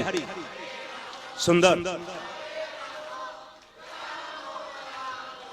দান দান। আপনাদের আগে কীর্তনের দল ছিল নাকি? দারুণ গাইছেন আপনি। অনেকে বলে না আমার ছেলে পড়াশোনা করে গো, 1 ঘন্টা পরে অতি পরীক্ষায় ফার্স্ট হয়, কেন বলুন তো? যে 1 ঘন্টা পরে সেইটাই, সেটা কি মা? মন লাগিয়ে পড়ে। এ সংসারে যে চঞ্চল সে ভগবান পায় না, যে স্থির সে ভগবান পায়। শত ভাইয়ের দাদা দুর্যোধন কৃষ্ণকে পায় না, কেন? চঞ্চল ছিল। পঞ্চপাণ্ডবের দাদা যুধিষ্ঠির স্থির ছিল, তিনি ভগবানকে পেলেন। যে মেয়েরা সংসারে চঞ্চল, স্থির নয়, সংসার উন্নতি নাই দেখবেন। যে মেয়েরা খুব চঞ্চল দেখবেন স্থির নাই সংসারে, তার চঞ্চলতার জন্য দেখবেন সে তরকারিতে 2 বার নুন দেয়, লোকের কাছে গাল খায়। নিয়ম, তরকারি কাটতে গিয়ে আঙুল কেটে ফেলে, কেন? চঞ্চল। যে ব্যক্তি দেখবেন পুরুষ, যে পুরুষ দেখবেন শরীর সংসারে স্থির নাই, দেখবেন সে পুরুষ চঞ্চল হয়ে যায়, সংসারে তার উন্নতি হয়। এই জন্য আপনাদেরকে বলে রাখি, যত চঞ্চল হবেন আপনার ভগবানকে পাবেন না, যত স্থির হবেন তত ভগবানকে পাবেন। আমি মহাভারতের দিকে যাব, তার আগে আপনাদের বলে দিই, আপনারা যারা কীর্তন শুনছেন, 1 মিনিটের কীর্তন শুনলেও লাভ আছে। কি লাভ আছে? হরে কৃষ্ণ। এদিকে মায়েরা, এখানে তো অনেক পুলিশ আছে, তাদেরই গল্প বলে দিই। একজন চোর তার সর্দারকে গিয়ে জিজ্ঞাসা করছে, সর্দারজি আমি চুরি করব, কি কি পথ অবলম্বন করলে পাকা চোর হয়? পেছনে যারা আছেন, আগে যারা আছেন, তারা এই এক চঞ্চল ব্যক্তি আছে, এই দিয়ে তাকান মায়েরা, সবাই লক্ষ্য করুন, লক্ষ্য করুন আমার জায়গাতে। কি বললাম? একজন চোর সর্দারজিকে বলছে যে আমি চুরি করব, কি কি পথ অবলম্বন করলে চুরি পাকা হয়? এখানে যারা পুলিশ আছেন তারা তো খুব ভালোভাবে জানেন পাকা চোর ধরতে হয় কিভাবে হয়। আমার দিকে তাকাবেন। চোরকে তখন সর্দারজি বলছে চুরি করবি, কিন্তু 3টে জিনিস মাথায় রাখবি। যারা মনে মনে ভাবছিলেন যে 2 একদিন চুরি করব, তারা জেনে নিন যে কি করে হয়। মায়েরাও বুঝে নেবেন চুরি করার নিয়মটা। সর্দারজি বলছে চুরি করবি, কিন্তু 3টে জিনিস মনে রাখবি। কি? কোনোদিন হরিনাম শুনবি না, আর ধরা যদি পড়িস মার খাবি, কিন্তু বের করবি না। তার মানে কি বলতো? আর কে কে ছিল, যত মার খাবি বলবি না। আর চোররা দেখবেন বলছে সব দেব দেবীকে পুজো করিস আর না করিস, একজনকে পুজো করিস। আপনার ওই দলের লোক না, হঠাৎ করে বলছে কালী মাকে, তাহলে এই দলের লোক এখানে আছে, তাহলে সব জায়গাতে আছে। মা কালীর ভক্ত হয় না চোরেরা? এখন লক্ষ্য করুন, এখন সর্দারজি তাহলে 3টে কথা বলেছে। কি কি বলেছে? প্রথম কথা বলেছে চুরি করবি, কীর্তন শুনবি না, কীর্তন শুনলে আর চুরি করা তোর দ্বারা হবে না। আর দ্বিতীয় কি না, মা কালীর ভক্ত হবে। আর তৃতীয় কি, ধরা যদি পড়বি মার খাবি, কিন্তু বের করবি না। কে কে ছিল? এখন ধরা পড়ে গেছে, ওকে জেলখানাতে নিয়ে যাওয়া হয়েছে। যখন জেলখানায় নিয়ে যাচ্ছে, কাটনার পথ দিয়ে নিয়ে যাচ্ছে, ও বেটা দেখছে কীর্তন হচ্ছে, সর্দারজি বলেছে হরিনাম শুনবো না, দরকার নাই, কানে আঙ্গুল দিয়ে দিয়েছে। আর যখন এই কানে আঙ্গুল দিয়েছে, যা মশার জোর দিদি ভাই, এমন জোরে ডান হাতে কামড়েছে, যখনই ফটাস করে মেরেছে, তখন কীর্তনিয়া 3টে কথা ওর কানে ঢুকে গেছে। 1 মিনিটে কি কথা ঢুকেছে? কীর্তনিয়া বলছে ভাই, দেব দেবী চিনবার 3টে উপায়, মা কালী, মা মনসা, মা দুর্গা চিনবার 3টে উপায়। সবাই জানেন 3টে উপায় কি? কি উপায়ে দেব দেবী চিনবেন? দেব দেবীর পা মাটিতে পড়ে না, মাটি থেকে সবাই লক্ষ্য করুন, মা দেব দেবীর পা কিন্তু মাটিতে পড়ে না, মাটি থেকে উপরে। আর কি? দেব দেবীর ছায়া পড়ে না, আর দেব দেবীর কি চোখের পলক পড়ে না, মা এরকম করে তাকিয়ে থাকে, চোখের পলক পড়ে না। 3টে জিনিস শুনে কিন্তু কানে আঙুল দিয়ে দিয়েছে। এখন লক্ষ্য করুন, ওকে যখন জেলখানায় নিয়ে যাওয়া হয়েছে, পুলিশ বলছে আর কে কে ছিল, আর কে কে ছিল, আমি চুরি করিনি। আর কে কে ছিল, বলছি তো আমি চুরি করিনি। কোন জায়গাতে এসছিস ভাব, বৃন্দাবন নয় এটা, জেল বটে। কোন জায়গাতে এসছিস ভাব। এখানে তো পুলিশের কাছে এসেছি, এই গ্রামে প্রচুর পুলিশ আছে, কিন্তু তারা তো জানে আমি চুরি করিনি। এরা সব জানে? হ্যাঁ। বস বস বস। এখন এত বলছে কিন্তু বের করছে না। একজন পুলিশ ইন্সপেক্টর, 58 বছর বয়স, ও বলছে তোর পেট থেকে কি করে কথা বের করতে আমার বেটা সব জানা আছে। মানে চোররা একটু কালীর ভক্ত হয়, ও ভেবেছে রাত 12টা বাজুক আমি কালী সাজবো। এখন পুলিশ ইন্সপেক্টর পাকা লোক, তিনি কি করেছেন দেখুন, কালী সেজেছে, এদিকে তাকাবেন না, বসো, কালী সেজেছে তো কালো কালো একটা শাড়ি পরে নিয়েছে, আর পাটের চুলকে কালো করে নিয়েছে, আর একটা ওই কি পাতা জানো, কাঁঠাল পাতাকে লাল করে জিভ করে নিয়েছে, আর 2টো হাত ছিল, 2টো হাত নকল করেছে নিয়ে যখন ঘরের ভেতরে ঢুকছে, রাত্রি 12টার সময় নাইট বলটা জ্বলছে, তখন লক্ষ্য করুন, যখনই চোরটা শুয়ে আছে, ধরবার উপায় দেখুন কিরকম পেট থেকে কথা বার করে, যেই না গেছে বলছে বৎস বৎস, তখন চোরটা বলছে, মা আমার কি ভাগ্য ভালো, তুই আমায় বাঁচাতে এসেছিস। হ্যাঁ বৎস, তোকে বাঁচাতে এলাম। বলছে, মা বুঝতে পেরেছি কেন বাঁচাস। প্রতি মাসে চুরি করে যেমন যেমন টাকা হয় সেরকম সাইজের পাঁঠা ছাগল বলি দিয়ে এই জন্য তুই আমাকে বাঁচাতে এসেছিস। পুলিশ বলছে, এ তো দেখছি আমার ওপরে যাচ্ছে। আচ্ছা ঠিক আছে বেটা, কি করে, এখানে যারা পুলিশ আছেন কিছু মনে করবেন না, মজা এখানে আছেন বলেই বললাম। মানে সারথী দা তো আছেই, আমাদের এলাকাতেই আছেন, ও বেশি দূরে নাই, আমাদের এলাকাতে বীরভূমে আছে। এই দিকে তাকান ভাই, সবাই লক্ষ্য করুন। যেই না বলছে, বৎস তোর খুব কষ্ট না? বলছে, হ্যাঁ মা খুব কষ্ট। যখন ছাগল মায়ের মন্দিরে বলি দেবে নিয়ে, যখন ঠান্ডা জলে স্নান করায়, তারপর সিঁদুরটা দেয়, এবার বলি দেবে, ছাগলটা যেমন অবস্থা হয় আমার সেরকম অবস্থা। তখন পুলিশ অফিসার বলছে মা সেজে, বৎস তুই বেঁচে যাবি, শুধু বল আর কে কে ছিল। চোর মনে মনে ভাবছে মা কোন দলের লোক, খালি একই কথা বলে, বৎস আর কে কে ছিল। ও খালি বলছে যে খালি কে কে ছিল, বলছে মা কিছু মনে করো না, তুমি কি তাহলে পুলিশের দলের লোক? তখন পুলিশ ইন্সপেক্টর চমকে উঠে মনে মনে ভাবছে, বাবা আমি যদি ডালে ডালে যাই এবার আবার পাতায় পাতায় যাচ্ছে। তো বলছে, বৎস শুধু বলে দাও তোমার সাথীরা আর কোথায় আছে। বলছে, মা তুমি দেখতে পাচ্ছ না, আমার তো দুটো চোখ, তোমার তিনটে চোখ, তুমি তিন হয়নি, তুমি তো বেশি দেখতে পাবে। খালি বলছে যে আর কে কে ছিল, কে কে ছিল, তুমি দেখতে পাও না। কিছুক্ষণ বলছে, বৎস শুধু আমার একটি প্রশ্ন, তুমি বলে দাও কে কে ছিল। তখন চোরটা মনে হয়, তুমি বাবা না মা একটু পরীক্ষা করে দেখবো, কারণ আমার কীর্তন শোনা আছে। মা কালীর পা মাটিতে পড়ে, মাটিতে পড়ে। ও মনে মনে ভাবছে, মা তুমি বাবা না মা একটু পরিষ্কার করে দেখবো আমি। দেখছে মায়ের পা মাটিতে পড়ে কিনা, দেখছে এ মা তো মা নয়, দিব্যি মা পাটিতে। মনে মনে ভাবছে এ তো মা নয় বাবা বটে। ও কিন্তু খুব চালাক, তখনও পর্যন্ত বলছে, মা আমি চুরি করি নাই। কিছুক্ষণ পরে বলছে, এ মায়ের তো ছায়া পড়ে কিনা দেখি, দিব্যি কালো লম্বা ছায়া পড়ছে নাইট বলের আলোতে। কিছুক্ষণ বলছে, মায়ের চোখ পিট পিট করে কিনা দেখি, চোখের পাতা পড়ে না। দেখছে 1 মিনিটে 50 বার করে পাতা পড়ছে। তখন বুঝে নিয়েছে তো মা নয়।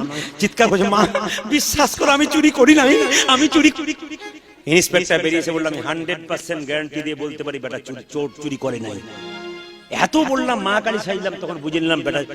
আমার নিবেদন আপনাদের কাছে, 1 মিনিটের কীর্তন শুনে যদি জেলখানা থেকে মুক্তি পেয়ে যায়, আপনি যদি 3 ঘন্টা 4 ঘন্টা কীর্তন শোনেন, সারা জগতে সংসার